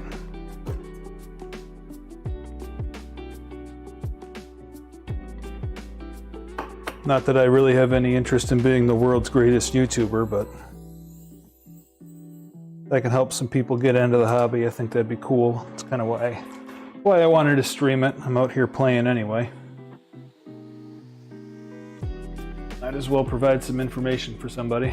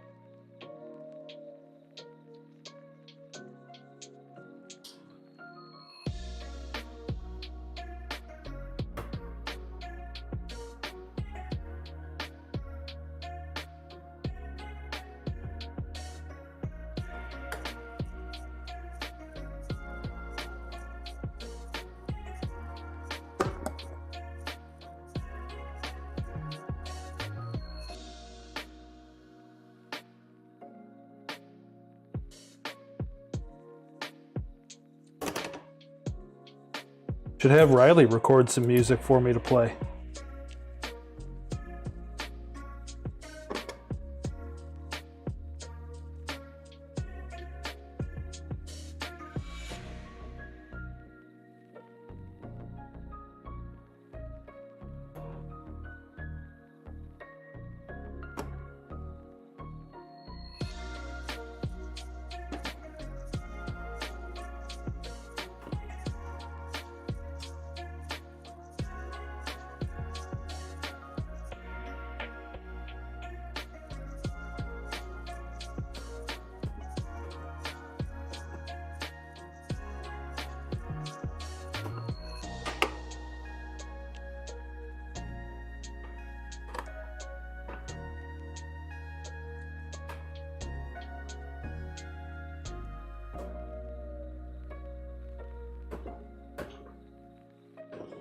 You coming back to hang out now? Hey, come here. There you are. What are you doing?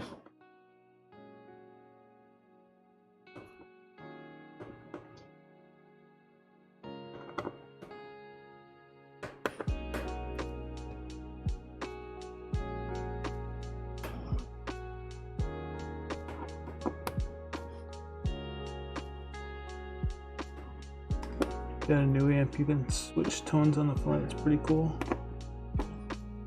Having digital pedals.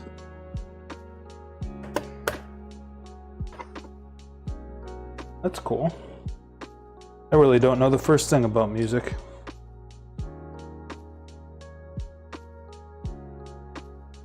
For somebody that works with his hands for a living, I have very little skill for that sort of thing. I've tried a few times.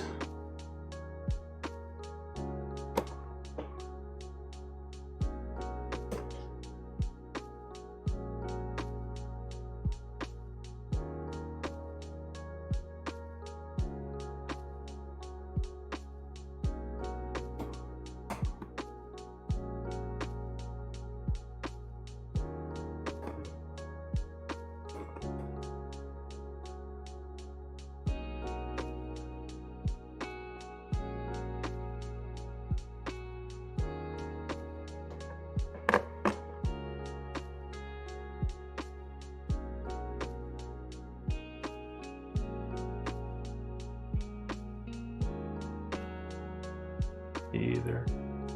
Yeah. Exactly.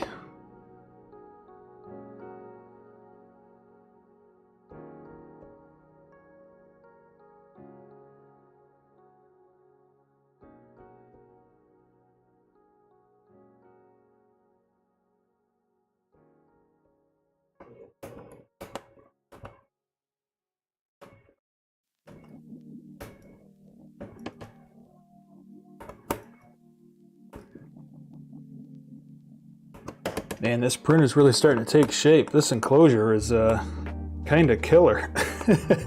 Making this black and white theme look good.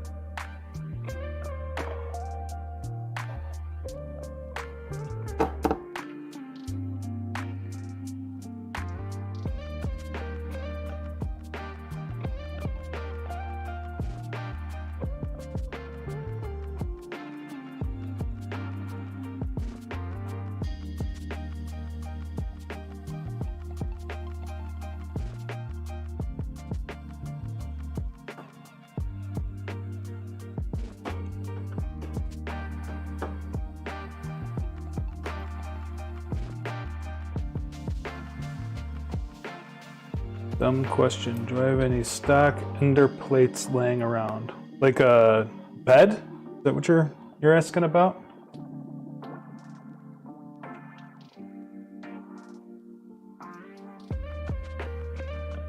build surface.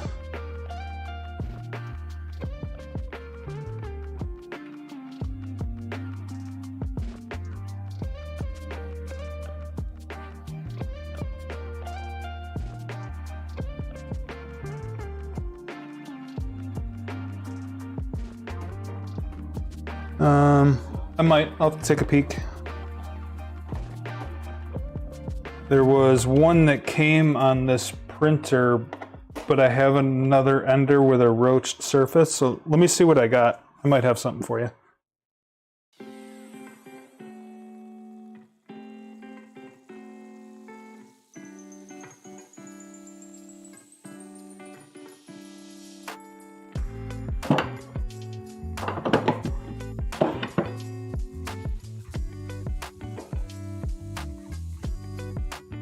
There she is. Hey, Chloe girl. Hey, sweetie.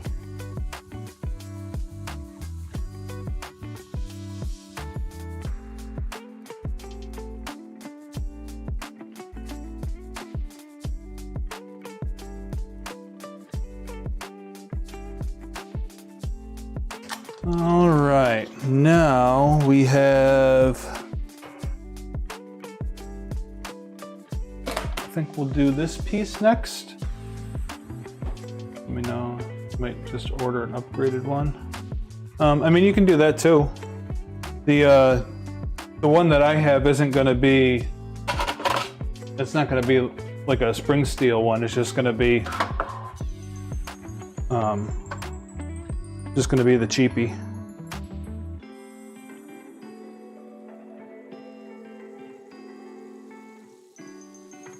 Actually, you know what? Hang on. Maybe I do have one.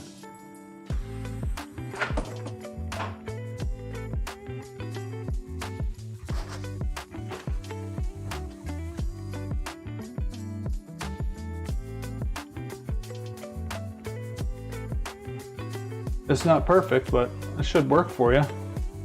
Probably better than what you got.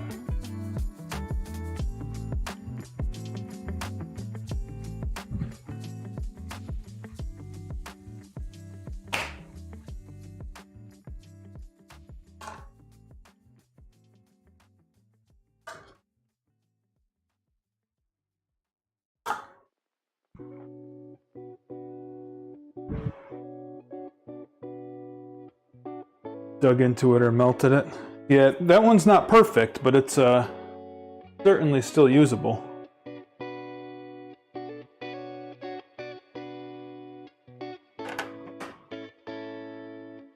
Alright, so now we got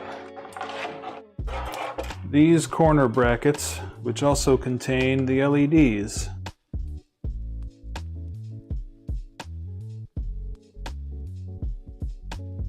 Something like that. Gonna pop some holes in these guys. Do the same thing, hold these in place with some tape.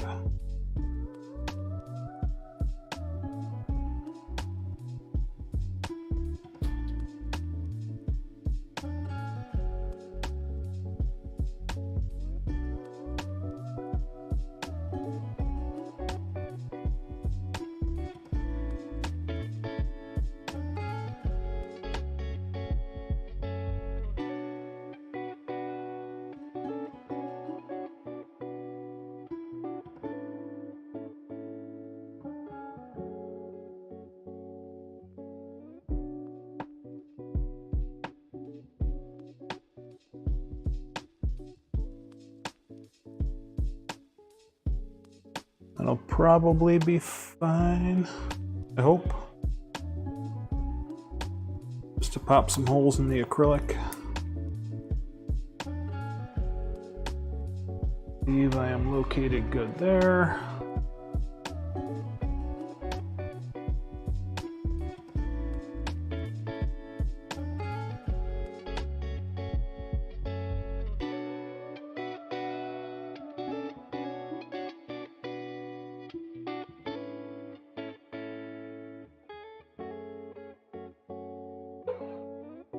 It would have been way easier to drill these before I installed them, but I guess them's the breaks.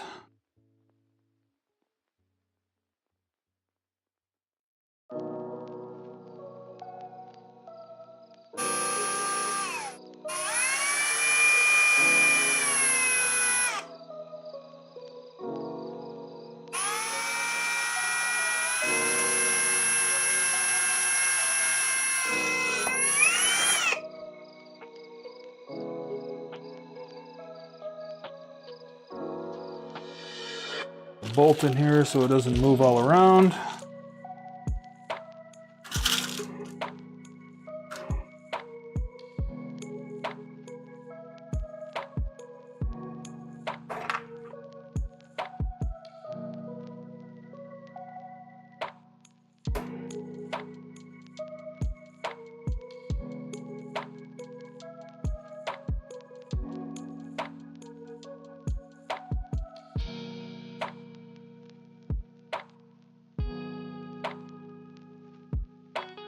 Perfect. Do the far one.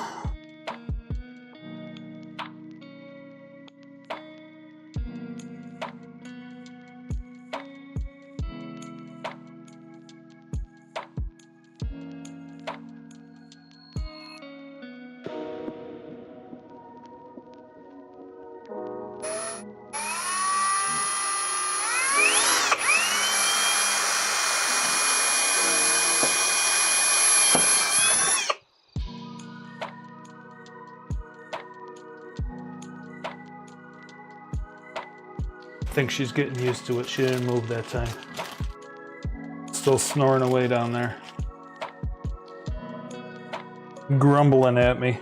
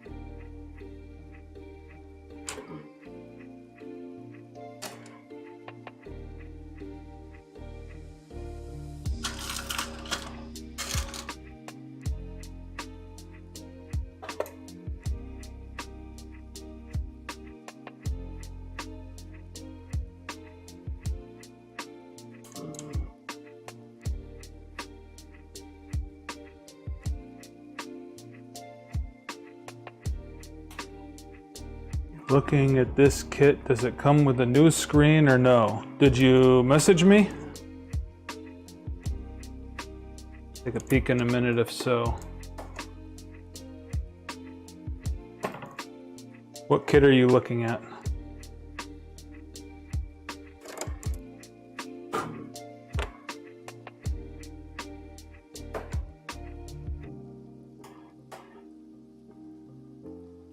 The kit you got, you clicked my link. It comes with this screen. This screen's different than the Ender screen. You're looking at the Siboor kit.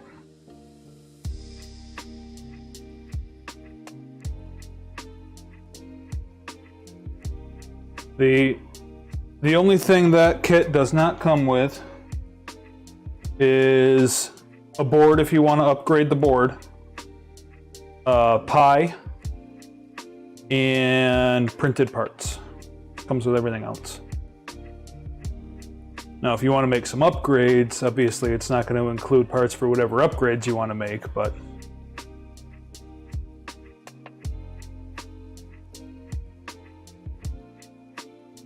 there's always upgrades.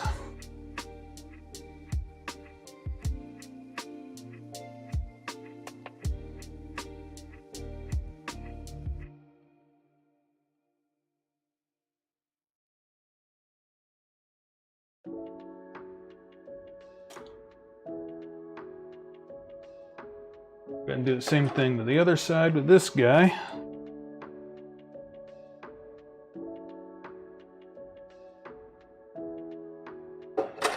Mine is upgraded from the kit itself, printer-wise. That's kind of a tricky question to answer. My Ender started the same as yours.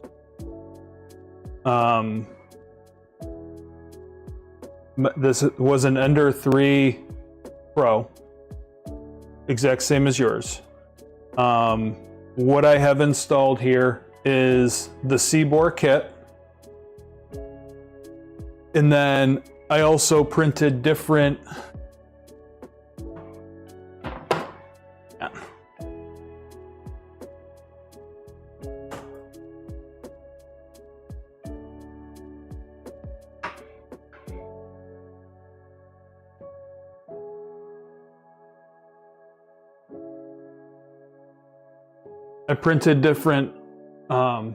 motor brackets,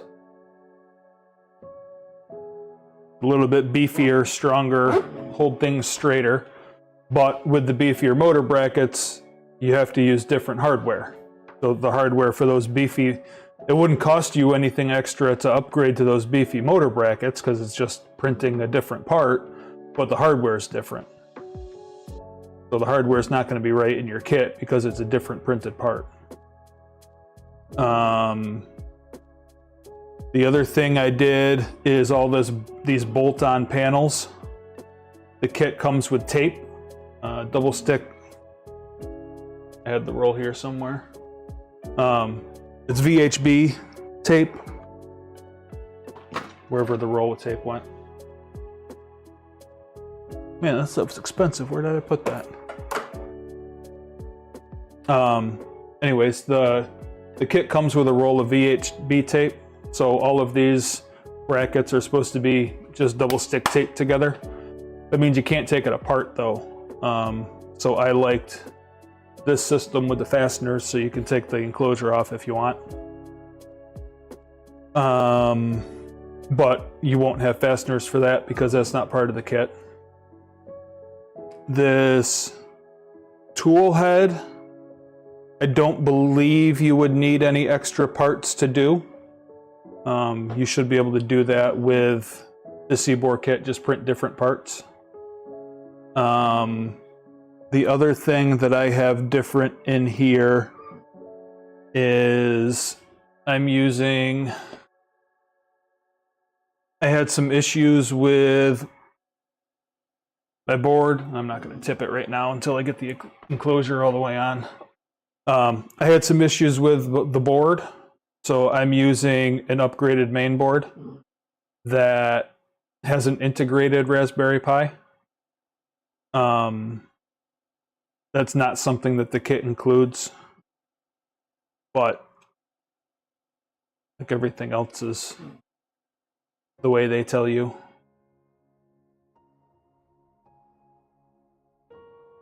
This kit's kind of weird because it's a revision of a revision, and that would be the idea. Want the stealth burner to look like your orange one. Yeah, so that's the parts that it comes with, like the orange one. I mean, this is, inside of it, it is a stealth burner. It just looks different. But that's not like, I mean, the tool head isn't the printer. But that's the way the kit is supposed to be. Like if you look on their, let me bring you over here real quick.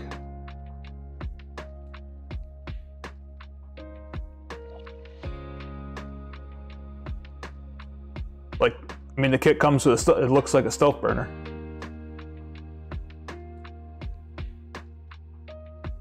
Parts for the kit are the stealth burner.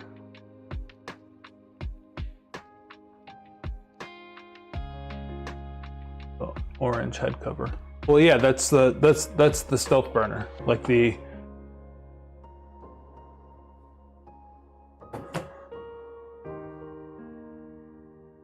This piece here is the stealth burner.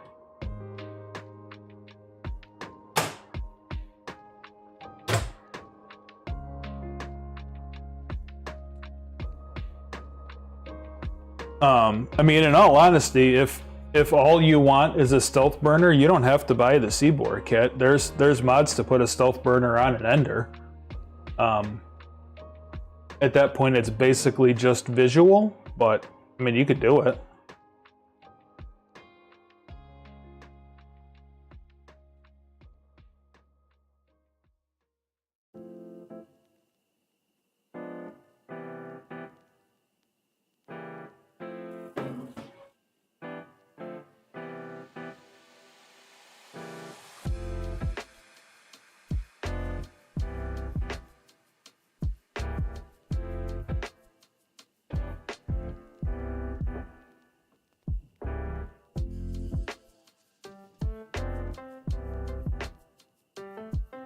Yeah, but the kit is a big upgrade.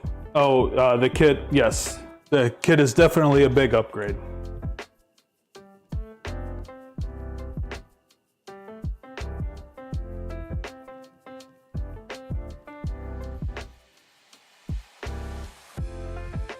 The kit gives you the Core XZ motion system.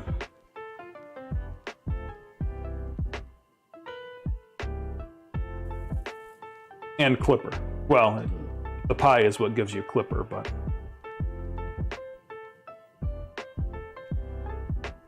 Are you looking to do something like right away, or do you got... I know you get impatient sometimes. Are you looking to do this like right away, or you got a little bit of time?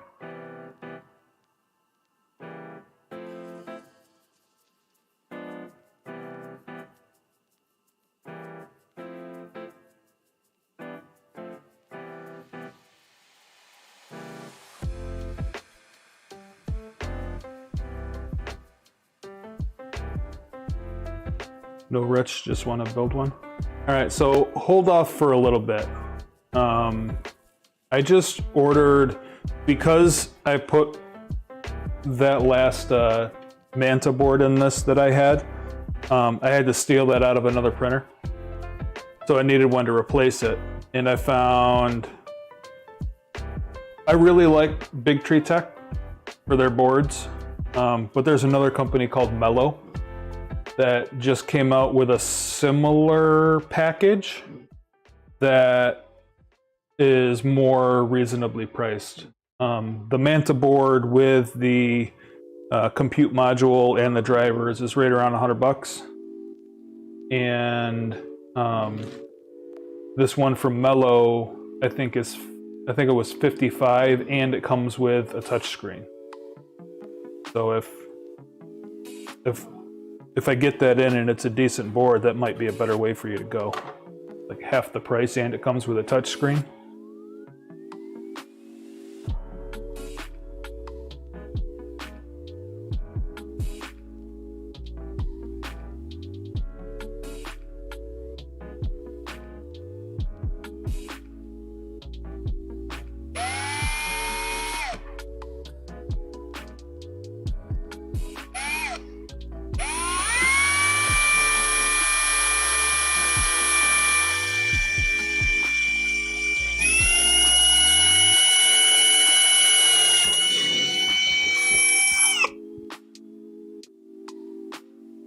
That caught your attention?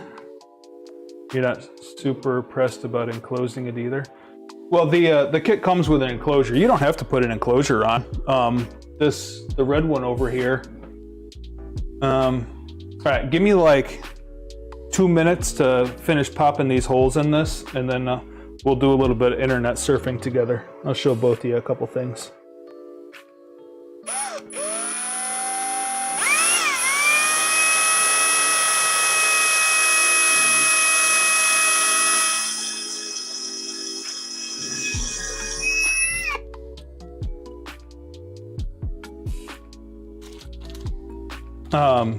You really only need the enclosure if you're doing ABS. And honestly, if all your printing is PLA, the enclosure is going to hurt you, not help you. If you try to print PLA in an enclosure, even if you have a fan, you're going to be more prone to warping and bed adhesion and all that stuff. In fact, when you're printing with an enclosure, when you're printing PLA, a lot of times they tell you to remove as much of the enclosure as you can. They want you to open the doors. If it's got a top hat, they want you to take the top hat off. PLA needs as much cooling as possible. Can you postpone the internet searching for 30 minutes? Yeah, that's fine. Yeah. You just let me know when you're ready. And I'll show you a few things.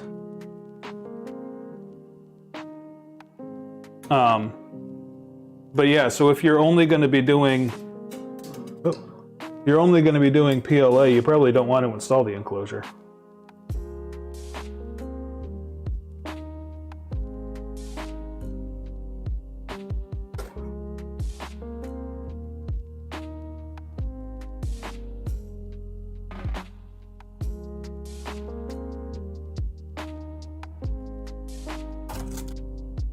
And I mean, if you end up buying a kit and don't want the enclosure, I'll take the enclosure off you.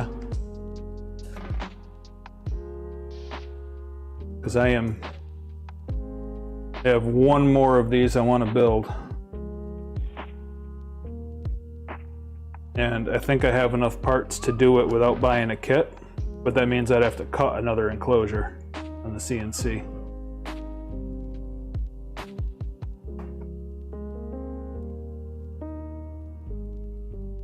And I kind of like the black back panels, which I don't have access to do.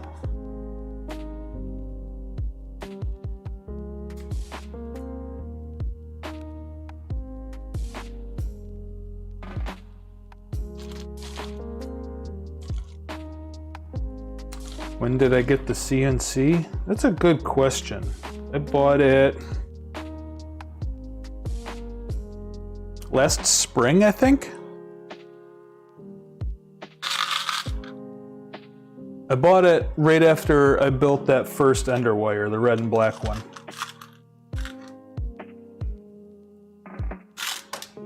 I tend to have like saved searches on Facebook Marketplace for things that I'm interested in but aren't really interested in spending a normal amount of money on, or like what they're worth, just to see when cheap stuff pops up. And a CNC is one of those things. I've kind of always wanted one, and wanted one even more since I got into 3D printing and motion control and that kind of stuff. So I just had a saved search on Marketplace, and I found a guy with a Shipoko 3 XXL, new in the box. That's an older machine. It came out like in the mid 2000s, I think. But it had never been assembled.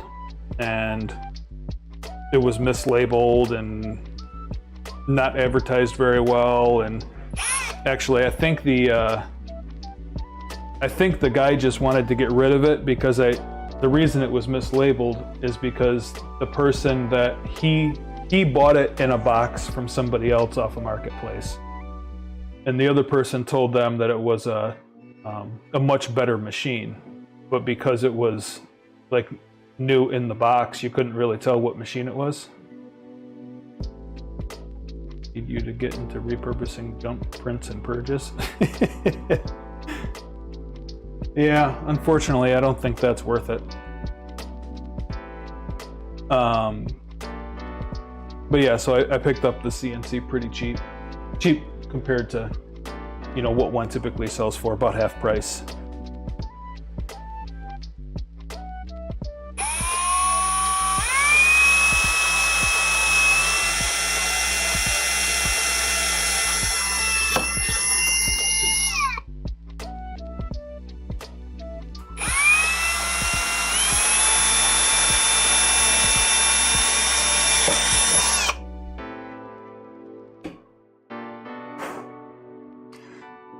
There are solutions for remaking your filament into other things.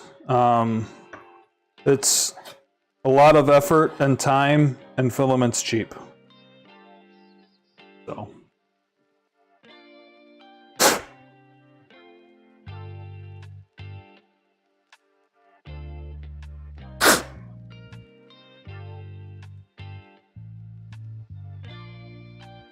if a roll of filament's 20 bucks and you got very conservatively $300 or $400 in building your machine, that's an awful lot of rolls of filament you could buy.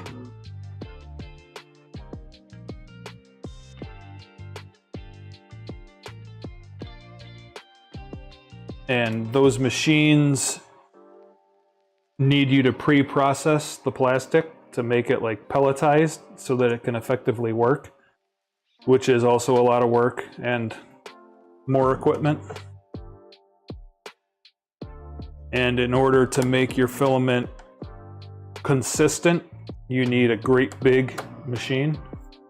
If you had a print farm, it would make sense. DIY kit was $400. Yeah, I mean, the problem with a print farm is like all of that stuff is already baked into your cost. And when you're doing things at that scale, like, is it more worth your time to get another printer online or design a new model? Or is it more worth your time to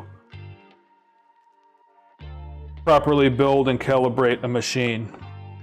You know what I mean? All right, let me know when you're back, Chris, and we'll do some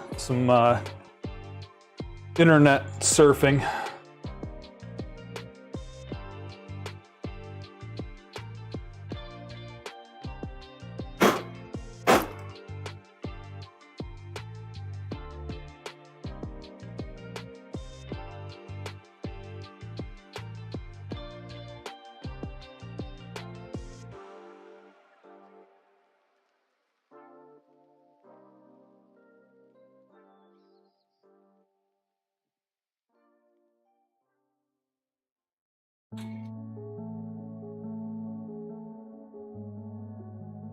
I think that's the hardest part of having your own business, is figuring out what your time is worth.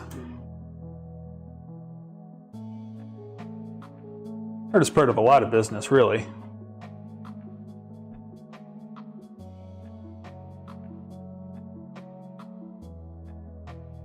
Anyone has a high chair?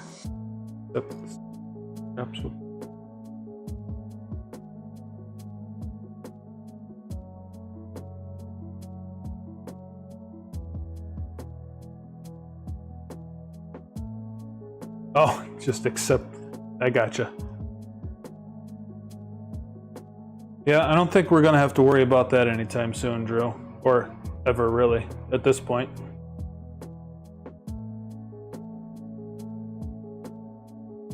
Did some entrepreneurship classes a while back while you were doing your business management degree. I didn't know you did a business management degree. When did you do that?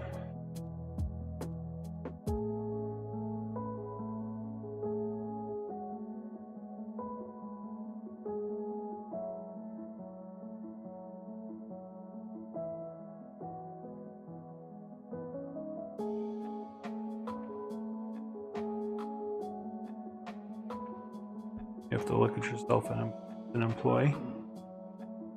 Yeah, I guess that's one way to do it. I just meant more like your time is worth something and you have to figure out what's the best use of your time. People forgo that part and don't know how to pay themselves. Well, I don't mean just by like paying themselves. I meant like, what's your time worth? You know, if you've got 10 things on your list, yeah, much more resource management. Like you got, let's say you have a print farm, right? And you have 10 hours in your day you spend at a print farm. And when you get there, it takes you an hour and a half to collect all your prints. It takes you 3 hours to process those prints. It takes you 45 minutes to get all the printers going again, changing filament, reloading files, whatever. 3 hours for shipping your parts out, collecting new orders, whatever. Like that leaves you a finite amount of time left over in the day to improve the business, right? Like, let's say all of those things take 6 hours. And if you're gonna work a 10-hour day, that means you have 4 hours left to develop new products, work on your website, work on marketing, maintain the printers, fix anything that's broken, look for new technologies, look for new models, design new models, and like that's where you need to determine the best place for your time. Like I think you have to budget time for doing your own thing, but then you're doing what the business demands of you, but then you also have to budget some time for other projects to grow. And I don't know that it's probably worth more to you to get another product out there or to get another machine up and running than it is to get a machine that recycles filament.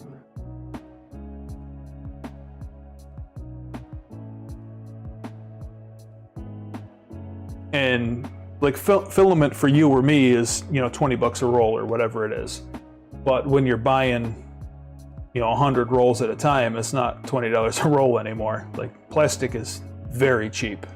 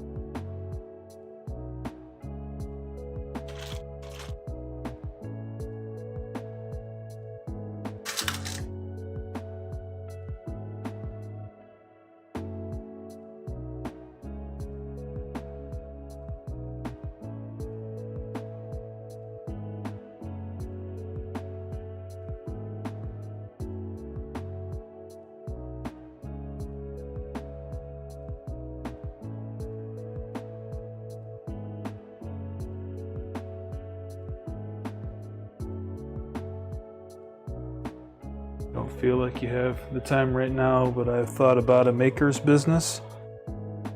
Well, I mean, you don't have the time for anything right now, let alone starting a business. Yeah, I've thought that something like that would be cool too. Have like a maker space, like run a maker space.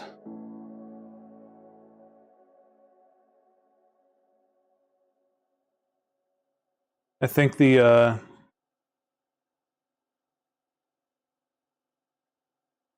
that sort of thing, specifically a maker space, is dependent on insurance a lot. Like that's your expense is insurance. So, and that's something that's hard to budget for.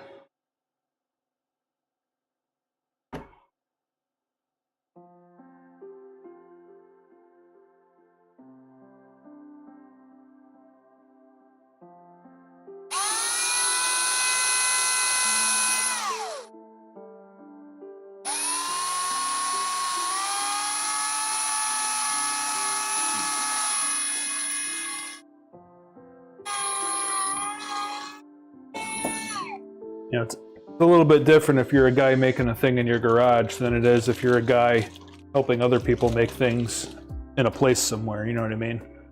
Like, you can be responsible for yourself without insurance, but you can't have an employee or people in off the street or whatever without insurance.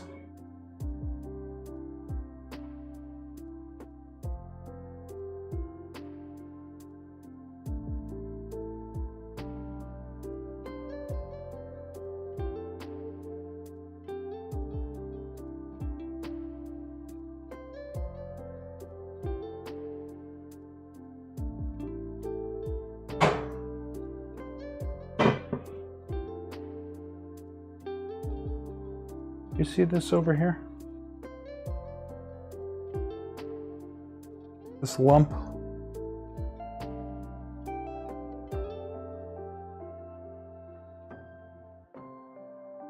Lump of dog. She knows I'm talking about her.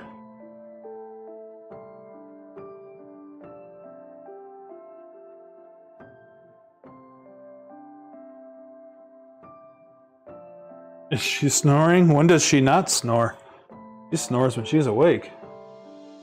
Hang on. I'll catch some of this for you. You know what? I wonder if this will show up. I got another mic.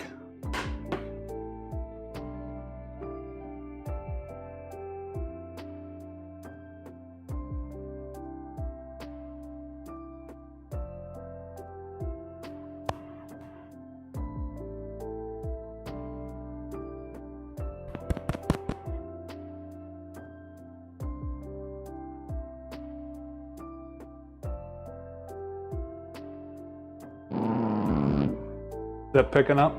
Can you hear that?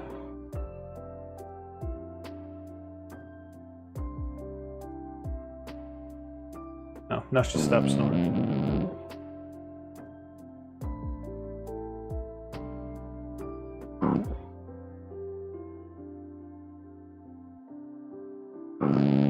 You think there'd be a space for U.S. warehousing? Supplies, all these kits and board suppliers being overseas and have to wait for shipping? I mean, there are places in the U.S. that there are stores in the U.S., but like, I mean, when you add a middleman, price goes up. So if you're somebody doing this as a hobby, are you willing to wait for overseas shipping, or are you, willing to pay a 50% markup? Because that's what that's what your margins have to be, right? 50%.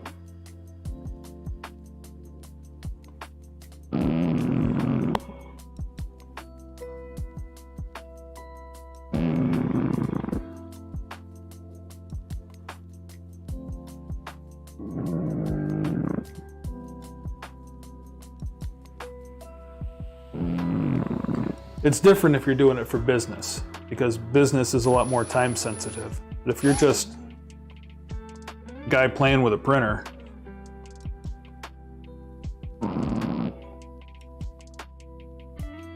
sure, it'd be nice if shipping was quicker, but it's not as important.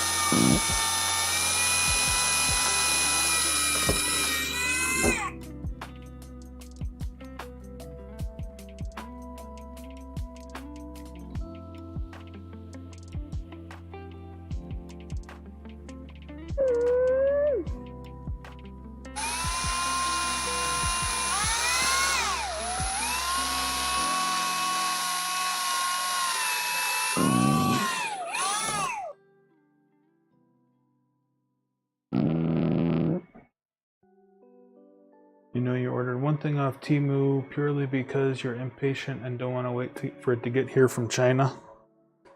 Well, I mean, Temu still comes from China, just a little bit quicker. They have I think they have a staging warehouse in New Jersey or something. Still coming from China.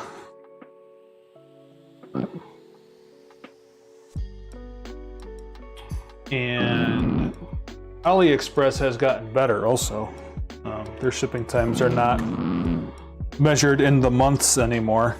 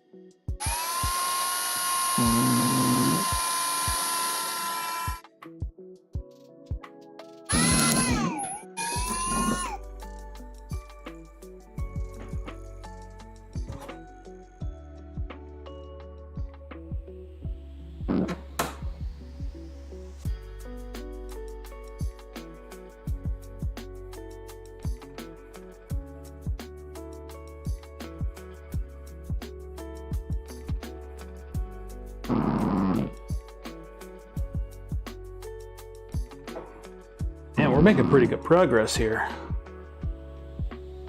Hoping I was going to have this done by the time Priscilla got home, and I think I'm going to. Might not quite get to submitting my cereal today, but I think I'm going to get the enclosure done.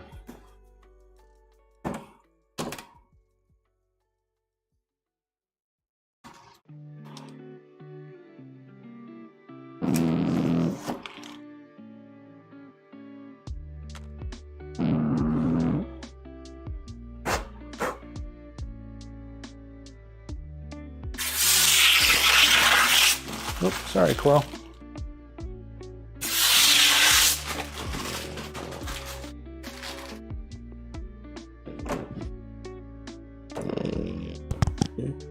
Oh, what'd you do with my mic? Did you just lay on it? You did. You stoop.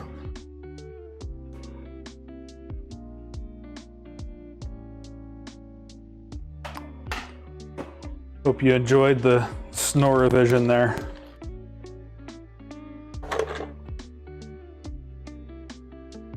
What are you referring to with the cereal? So one of the things that I really like about Voron's is the community. The community, because Voron isn't really a company, or at least not a company in any traditional sense, the community does a lot of heavy lifting.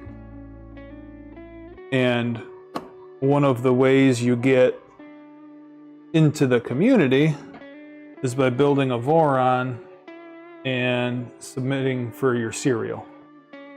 And your cereal is just like a registration for your Voron.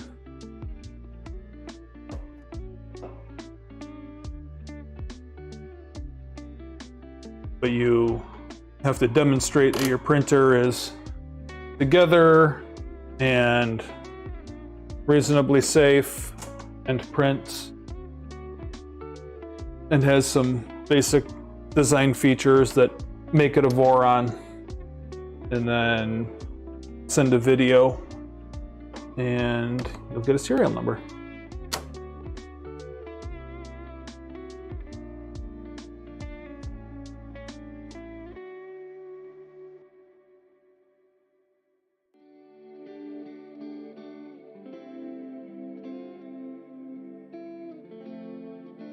Figured that's what it was, but wasn't sure about the why. Bragging rights mostly, not even really bragging rights. It's just, it really only matters for the first one in like any reasonable sense. On the Voron Discord, there is, next to your name, there will be a tag with the first serial of each type that you have. So like I have a V0, so I have a V0 switch number, a V0 serial, and I have a switch wire, so I have a switch wire serial. But next to my name in the Discord it says V0, my serial number, and then VS, and then my serial number.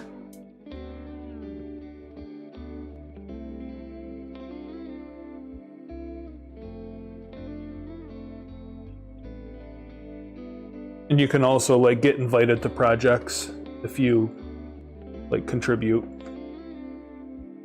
And the only way you have access to any of that is if you have a serial.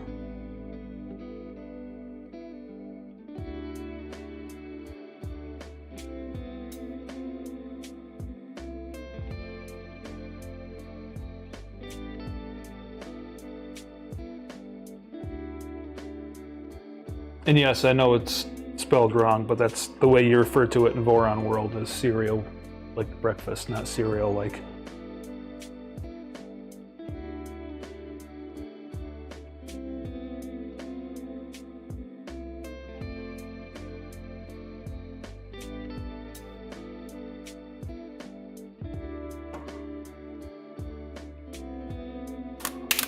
Ooh, get back here.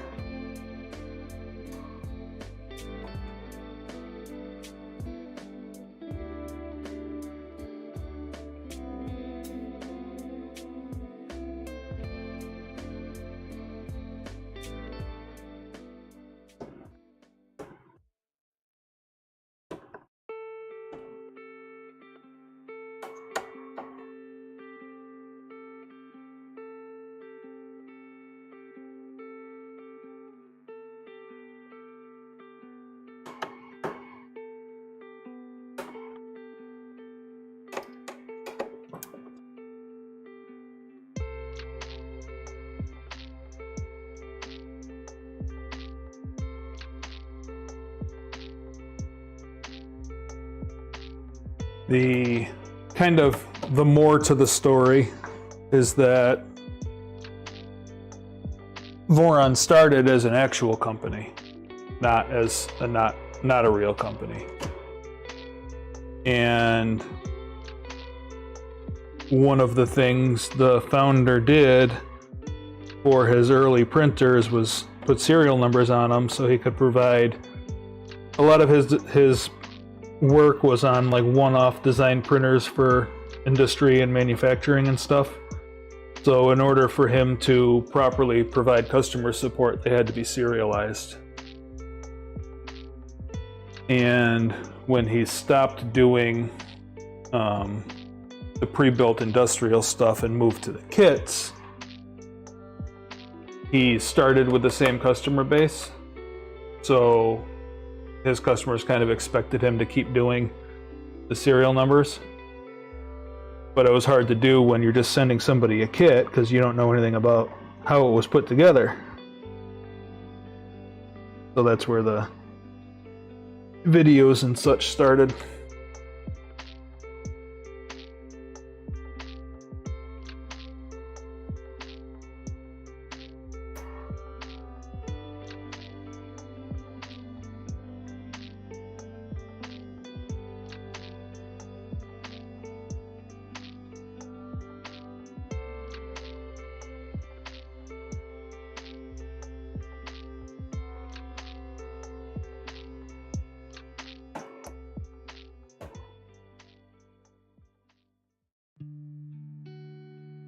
We're going to go through the process here when I get to it anyways.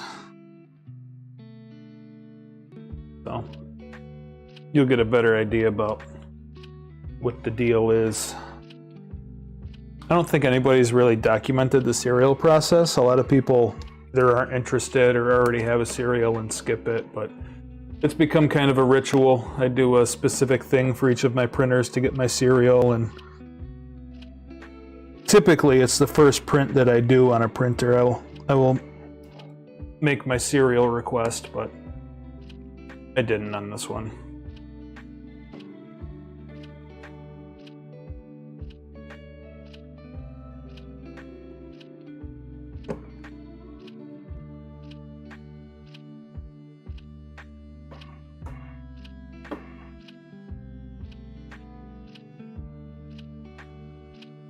Here we go.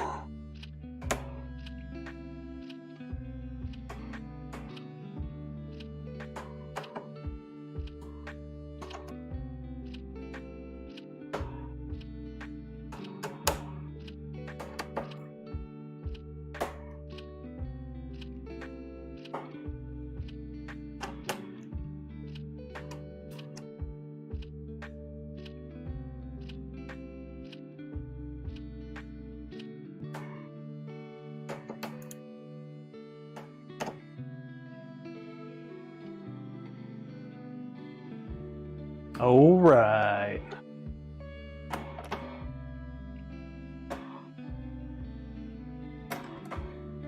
Okay, it looks like it warped a little bit. Let's try and flatten that out.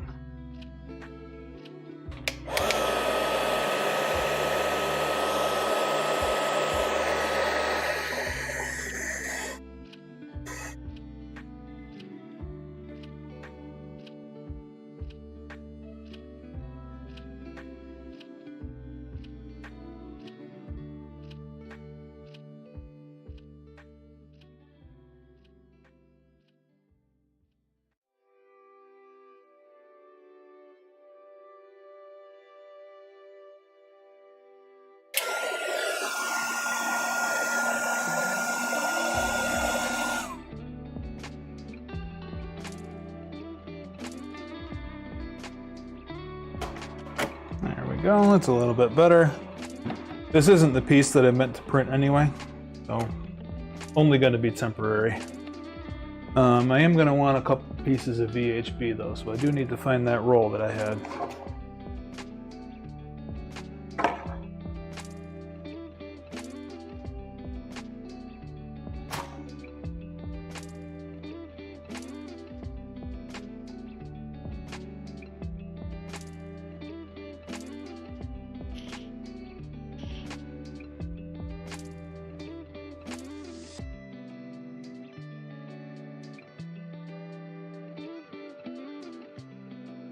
Man, what did I do with that?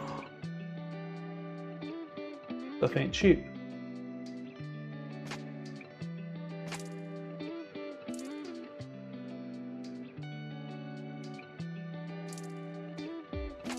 Oh well, we're gonna move on. Alright, I need some of these guys.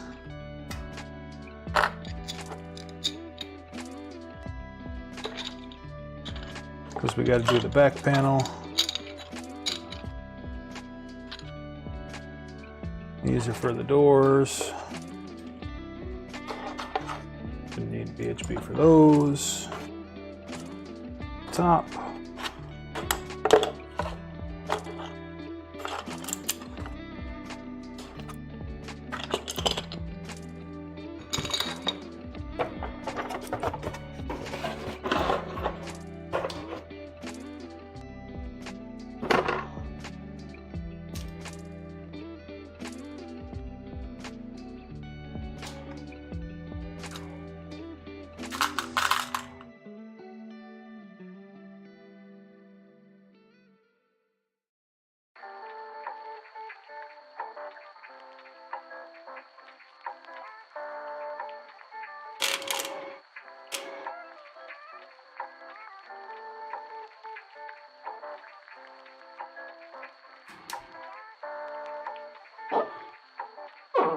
What are you sneezing at over there?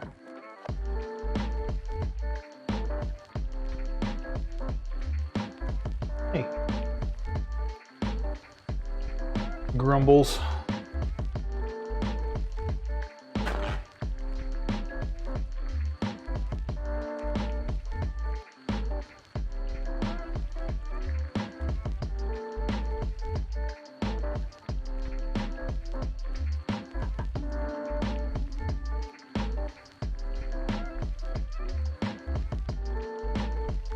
Now I need a back panel.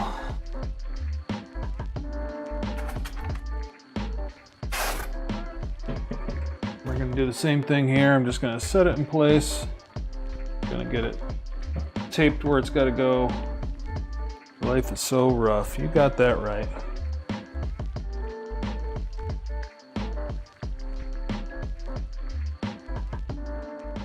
I don't know how she stands it.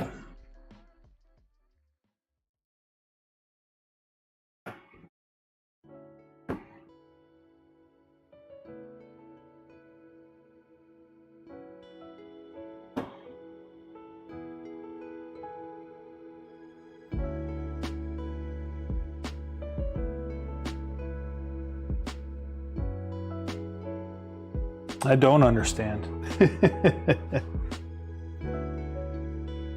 I think you spelled rough wrong, though.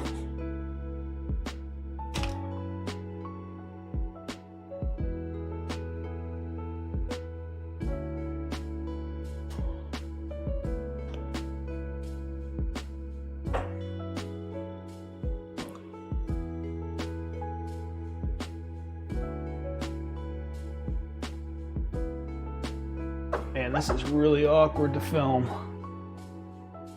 Maybe if I do this.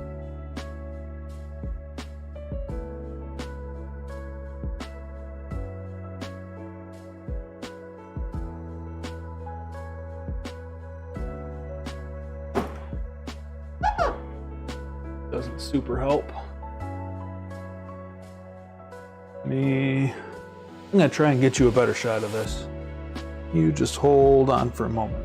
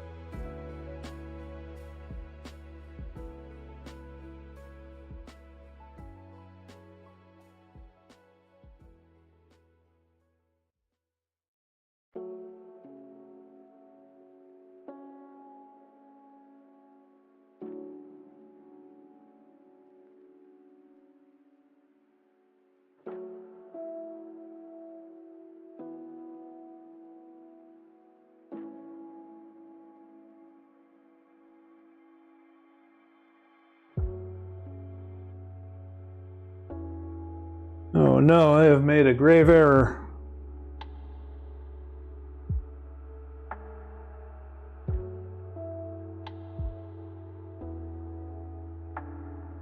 You stay there. I know my video is awful, don't mind me. I'll return momentarily.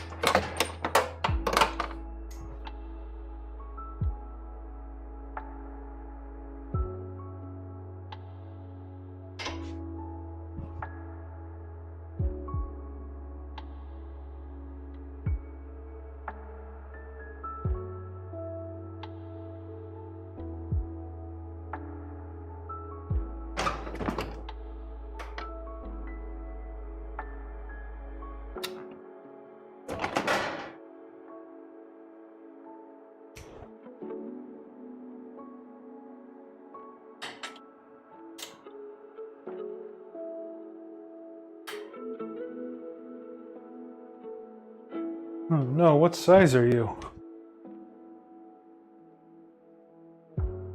I should have made this easier to adjust when I designed it.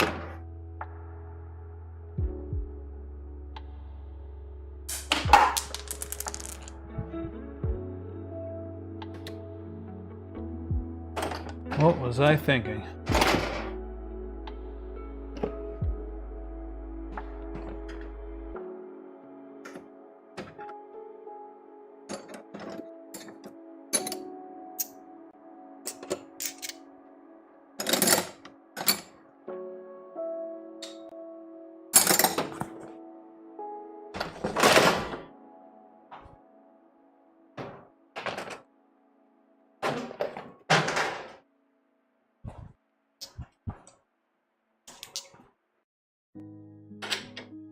There we go.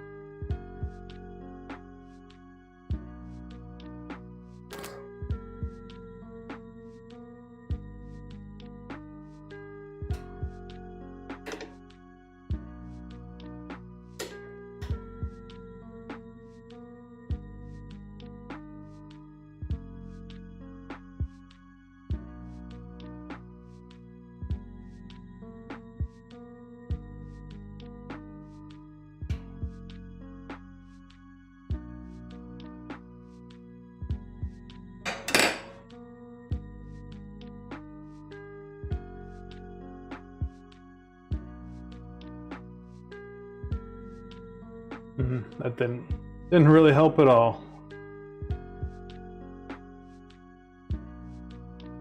Hoping I was going to be able to get you a better shot, but I don't think I can.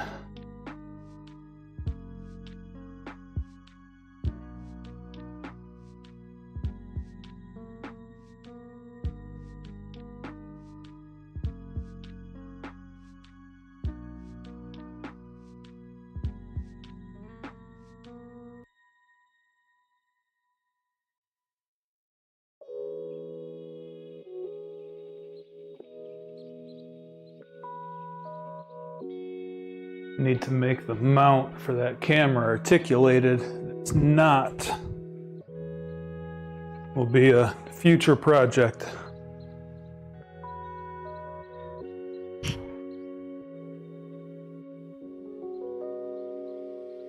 Yeah, it's a little better than before. The problem is it can't rotate this way.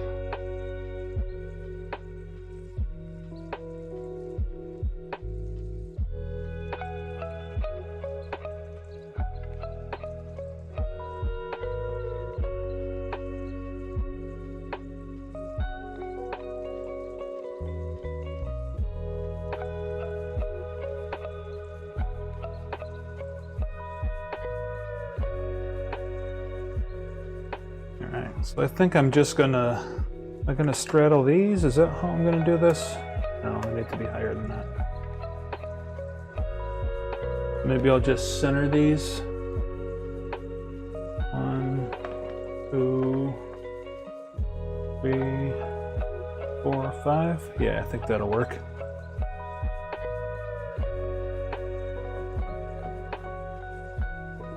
Where did that panel go? Right here. So then this snaps in. Goes inside of that.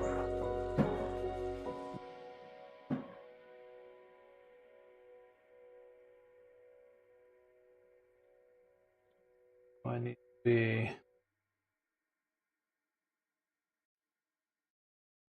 This is going to be tricky.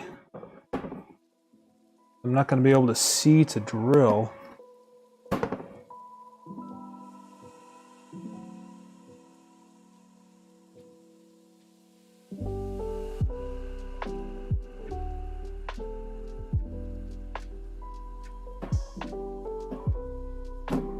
So Drew, when you said you've been thinking about a maker space,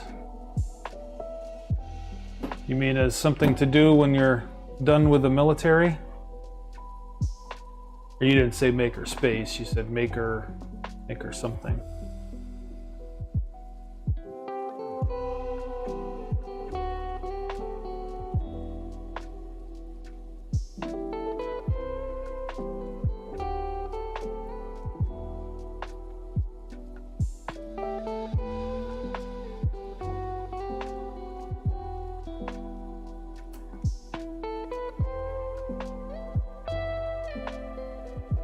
Yeah, I think, not that it's 100% gonna coincide, but Priscilla and I are pretty keen on making some pretty substantial lifestyle changes once our house is paid off.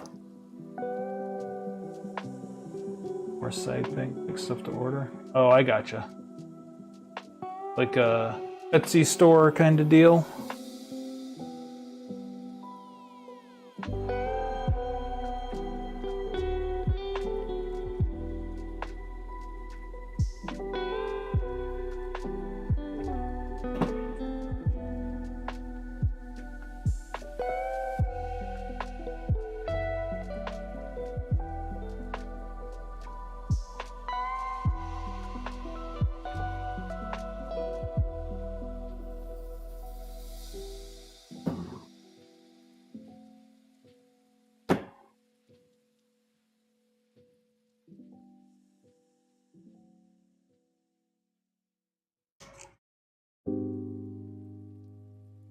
I don't know that I want to like sell stuff.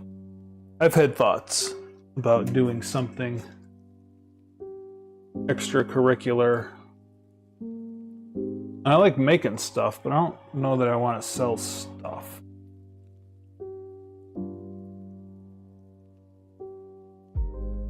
I would be more interested in like running a makerspace, I think.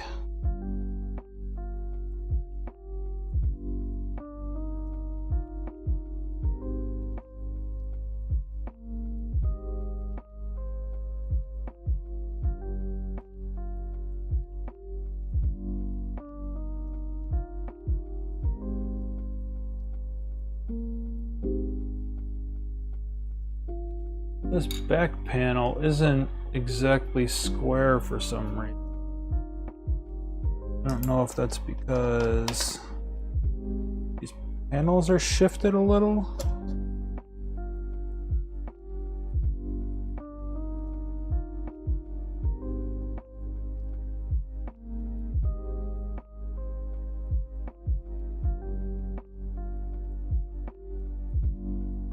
Your other thought has been what I'm doing on here, but like for other people for money. That I don't know what you mean. Like teaching people how to build printers as a service?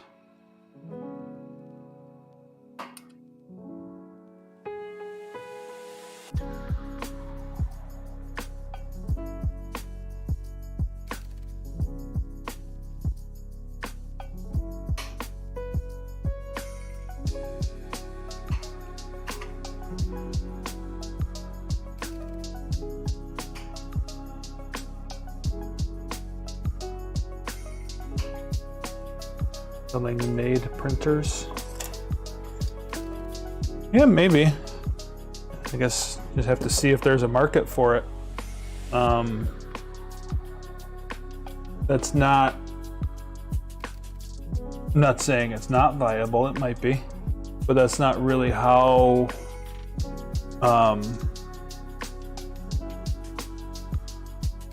the industry is structured.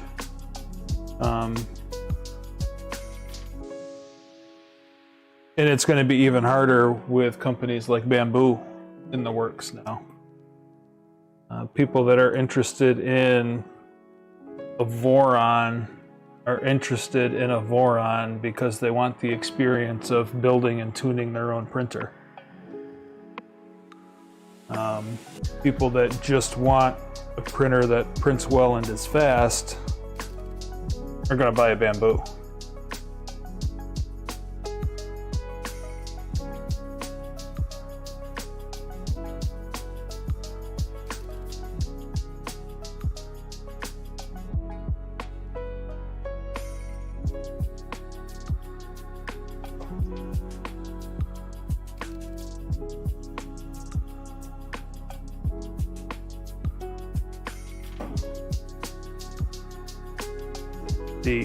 I think the way to get around that would be to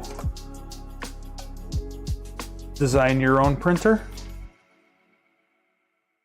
and sell your own printer, like your own design printer.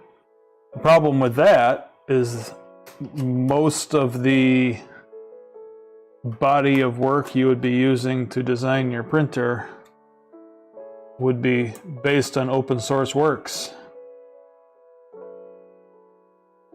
Which means your printer would have to be open source.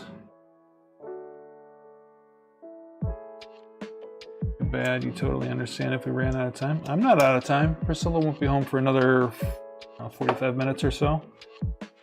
And even then, I'll be back on later probably. Just take a break long enough to say hi to her and eat some dinner.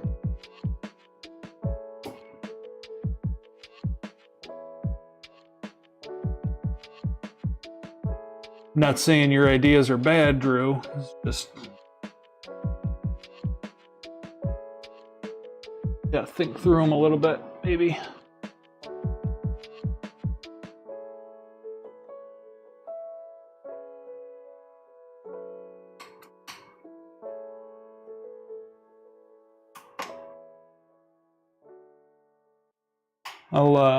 Give me 1 second here and we'll move over to playing on the internet time a little bit.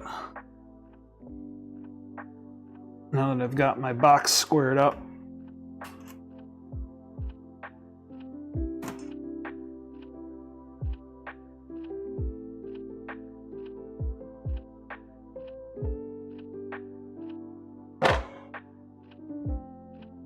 All right.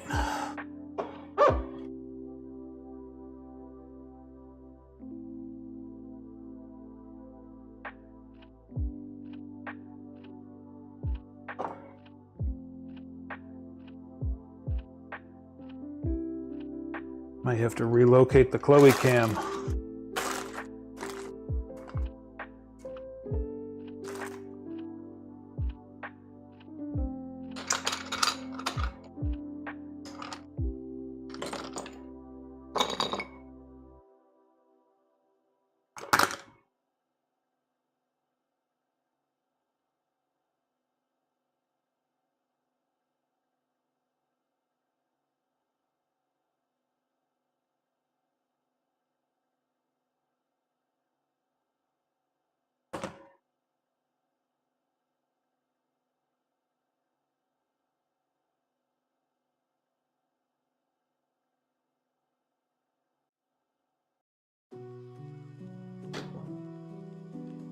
All right, back to the computer.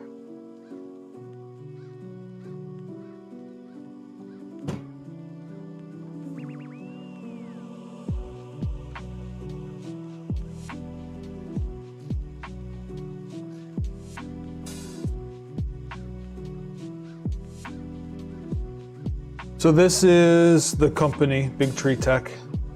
that makes the hardware that I like.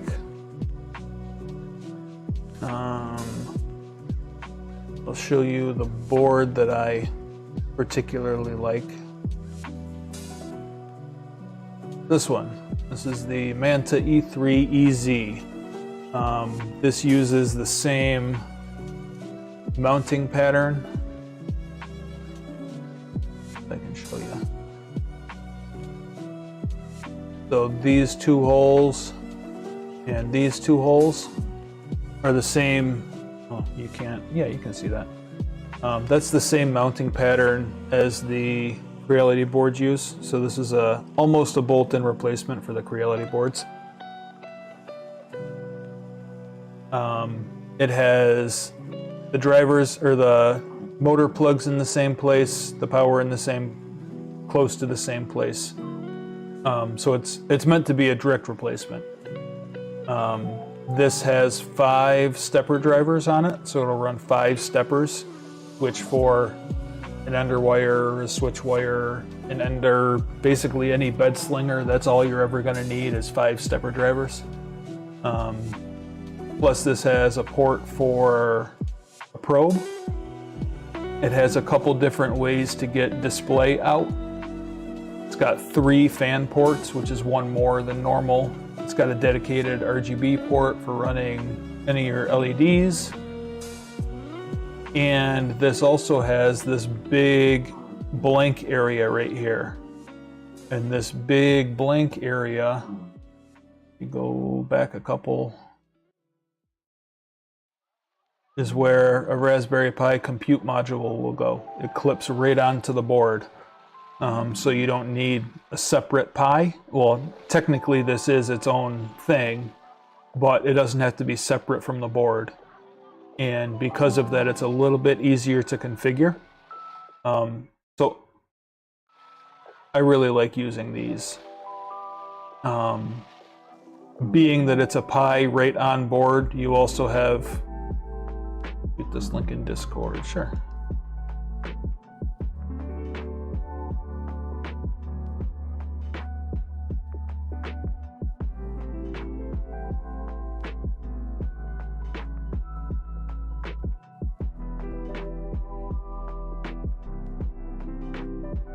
There you go. Because this is a Pi, it has like normal Pi stuff right on board as well. So if we look at it from the side, you can see you've got an Ethernet jack, you've got a couple USBs, you have some GPIO pins. If you want to like just use it as a Pi, you can do that. But this is the board that I like to use. Now you can see right here it's $50, but that $50 is just for the board.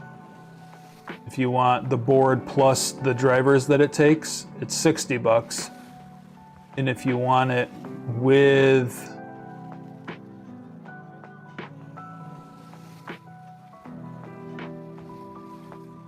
the drivers and the Pi module, it's $76. So it gets a little bit expensive. They also have a version.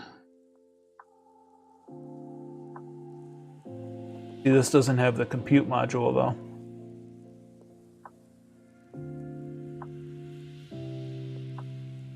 They have a version with a screen, but this doesn't come with a compute module. You'd still have to buy the compute module. Now this CB1 is Big Tree Tech's version of a Raspberry Pi compute module. You can either run the Raspberry Pi compute module or you can run this CB1. I know that's probably a little confusing, I'm sorry.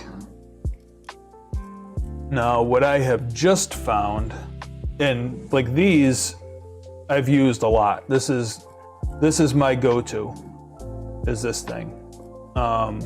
This is what I have in basically all of my machines except for the V0. Everything is using this, and I really like it. It's not the cheapest thing on the planet, but it works pretty good. They also have different versions of this board where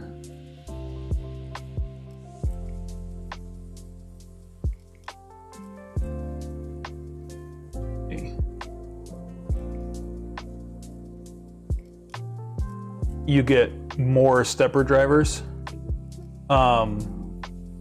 So what's neat about the E3EZ is it uses easy drivers that it's like a PCIe type interface that clip right in place instead of the traditional like pins here. This would be a more traditional stepper driver.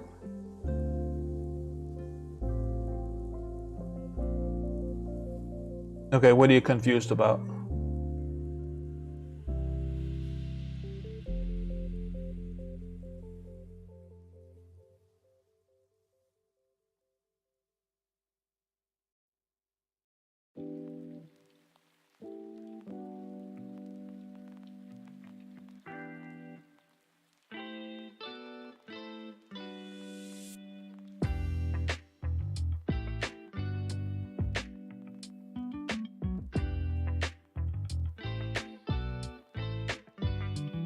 Let me know what you're confused about, and I'll try to explain.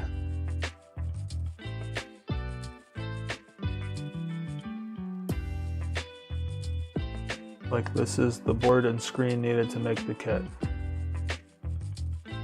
Make what kit? What screen?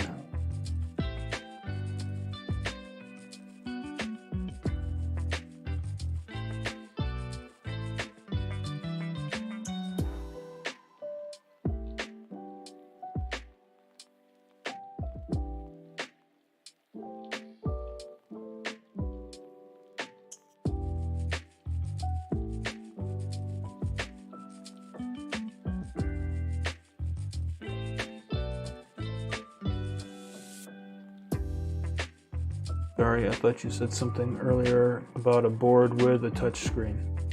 Well, like I was just, that's not this. I was just showing you what I use. This is what I use. This is what I used for, yeah. You were gonna check out and see if it was good. Yeah, I'm getting there. Yeah, I was just showing, like this is the board that I use on all my stuff. And I saw a board that's kind of like this. So I was just showing you this board so that we would have a frame of reference for the one that I'm going to show you next.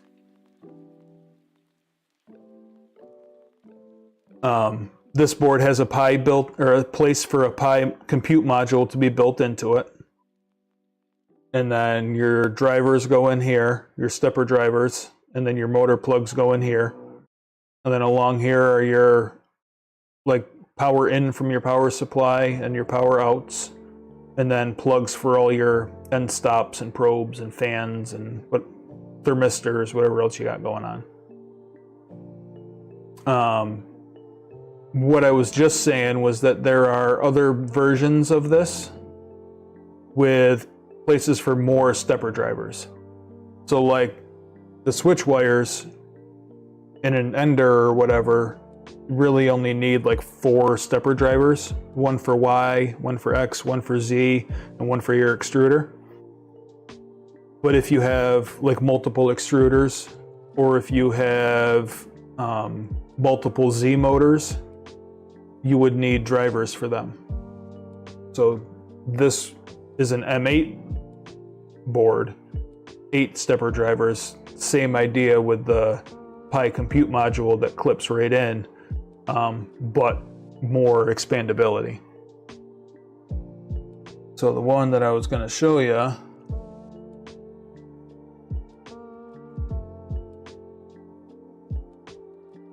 it loads.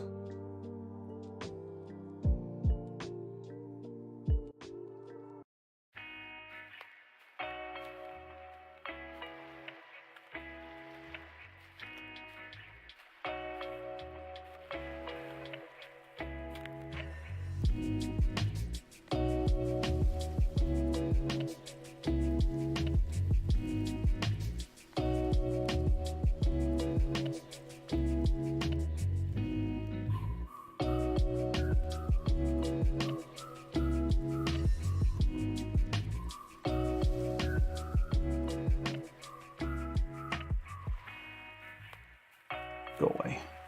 boy.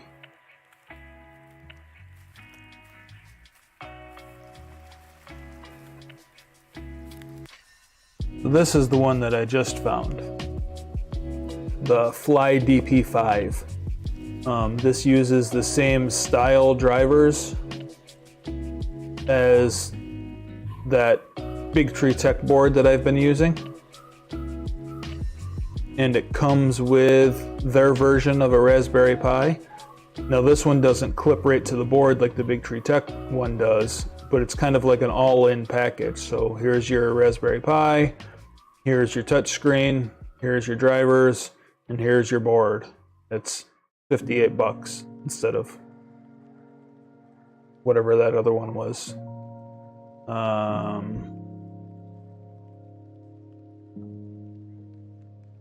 $76 plus the screen.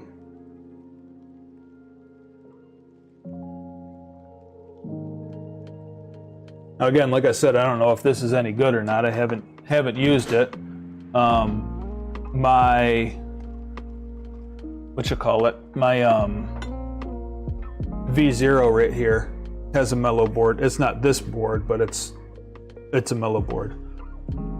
That screen would replace the screen on the printer. Yeah. I mean, you'd probably have to print a mount for it. I don't think it's going to bolt into where that screen was, but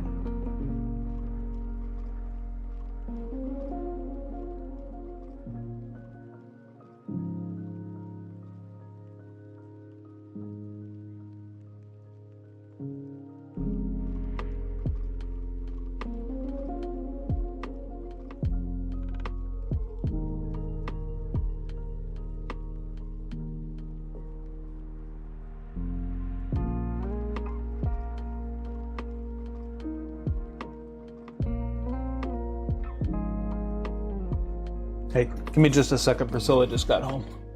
Be right back.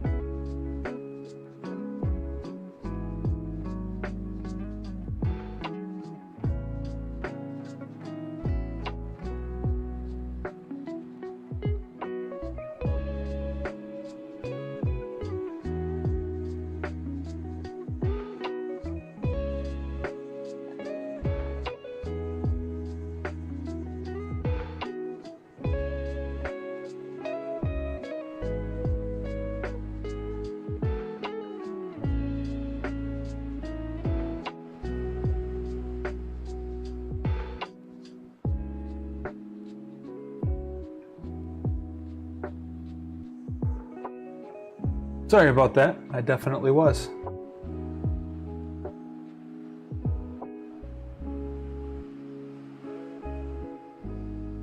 I don't remember what I was just saying either, so I hope you enjoyed me miming what I was saying.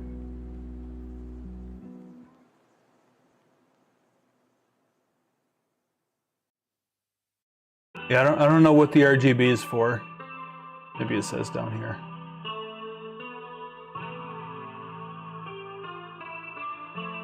Oh, don't really say much of anything. Oh, here we go.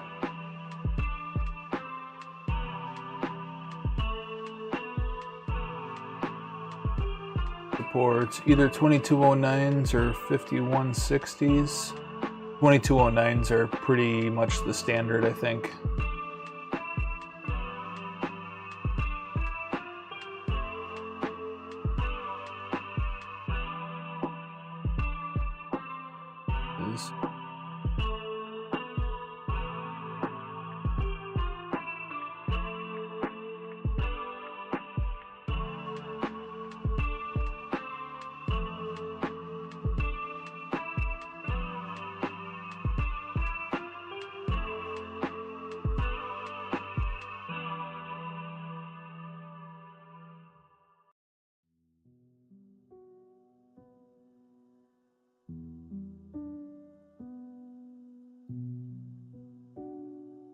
Better heat dissipation. I wonder if it comes with heat sinks. I would hope so.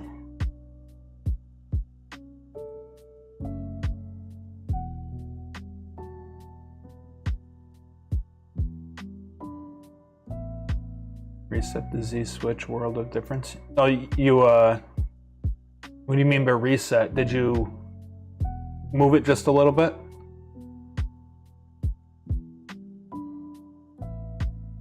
We got a port for CAN, 2 expansion ports for a screen, USB port, UART, 3 end stops, probe. Looks like 6 fans. That's interesting.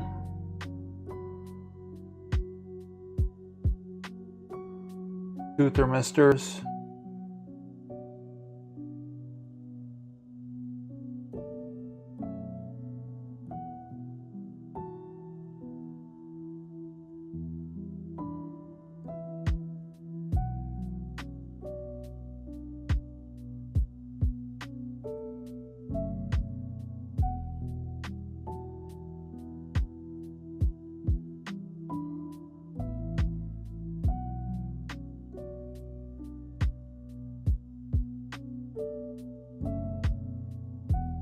Can drive 5 motors.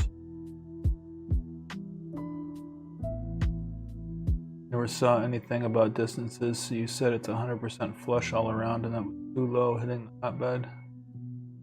Took a guess and it was bad, evidently.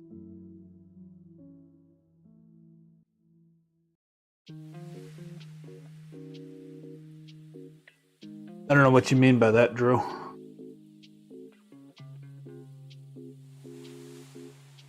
You set what to flush all around?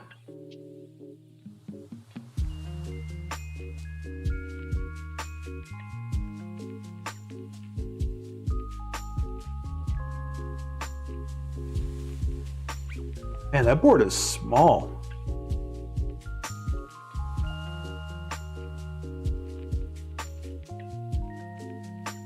This board is also not the Ender mounting pattern, so you'd have to come up with a different mount for this. And this is brand new, so I don't know how much stuff there's going to be out there as far as pre-prepared models.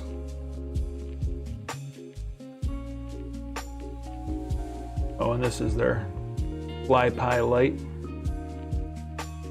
This looks like it's pretty similar to a Pi Zero.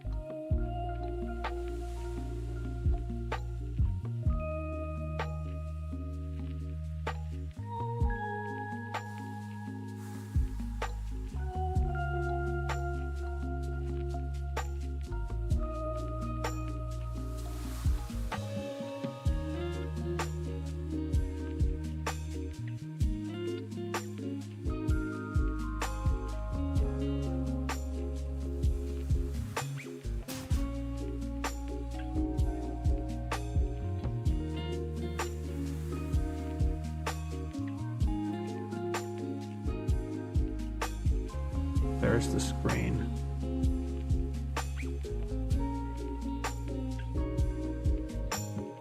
A little bit different configuration than the screens I have on this one and this one. These are both touch screens, but they're Big Tree Tech touch screens, TFT35s, which this looks an awful lot like a TF30 or TFT35, but the interface looks different.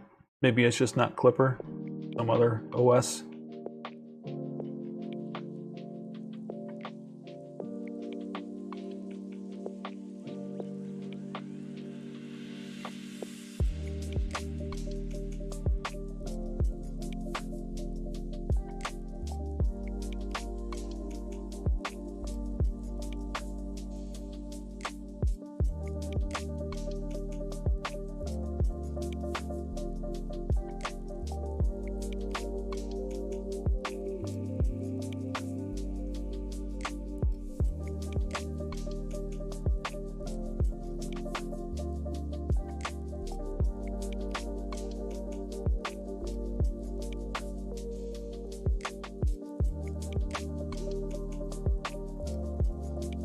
Board looks interesting though, so I figured I'd check it out. And for half the price.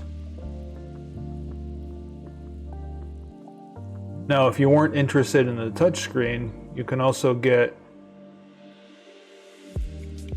the board, their Pi equivalent, and the drivers for 45 bucks. Is this Mellow? Yes, this is the Mellow.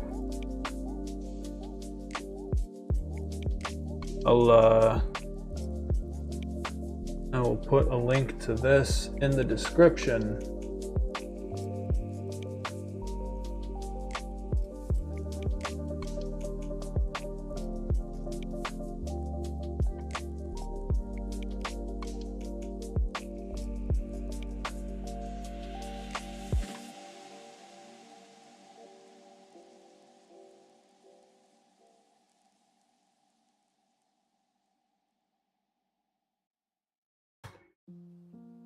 And I will also put a link to the Big Tree Tech board that I personally like.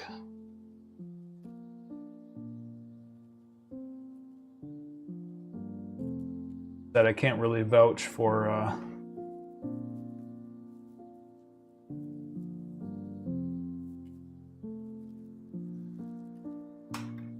Vouch for the Mellow board because I haven't used it yet. Links in the description, Drew.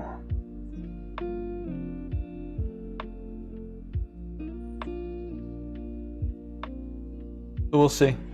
I just ordered it yesterday, so I doubt it's shipped yet, and it'll probably be a month or whatever before I get it from AliExpress, but let's see if I got shipping notification.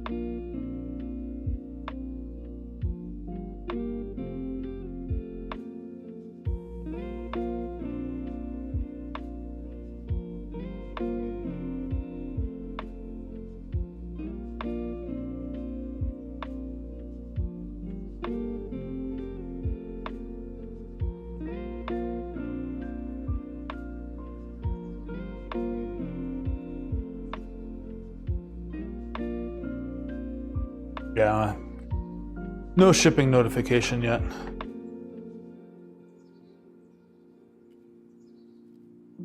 If I have, both of you guys, pay attention to this. I have an Ender over here that's been heavily modified. That the guy I got this from threw in with it. I was going to just do a switch wire conversion on it. That's the one more switch wire conversion that I have. And maybe this is the board I'll use for that. If you guys are interested, we can do like a whole build, whatever.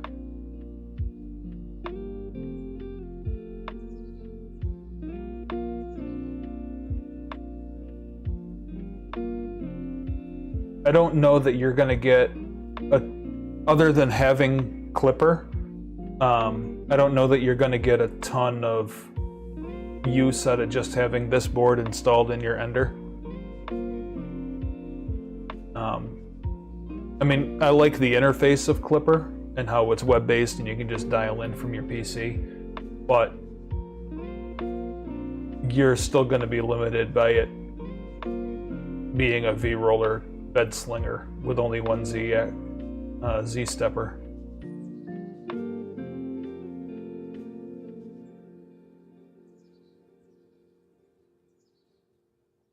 But we can, I mean, we can talk about that if you want to try and do something like all at once. I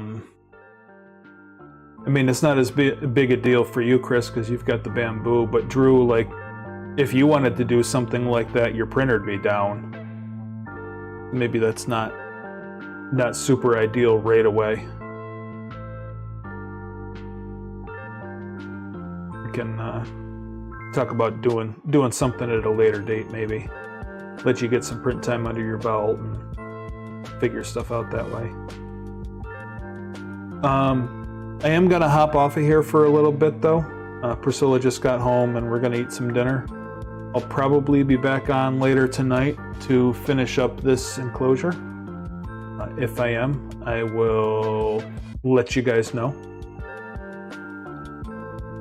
But yeah, thanks for hanging out with me today.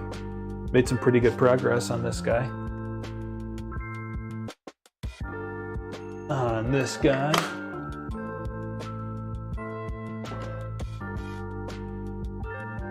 Shoot you a text, I will. All right. Well, I'll let you know. I'll let you guys know if I get back on, and I will talk to you later.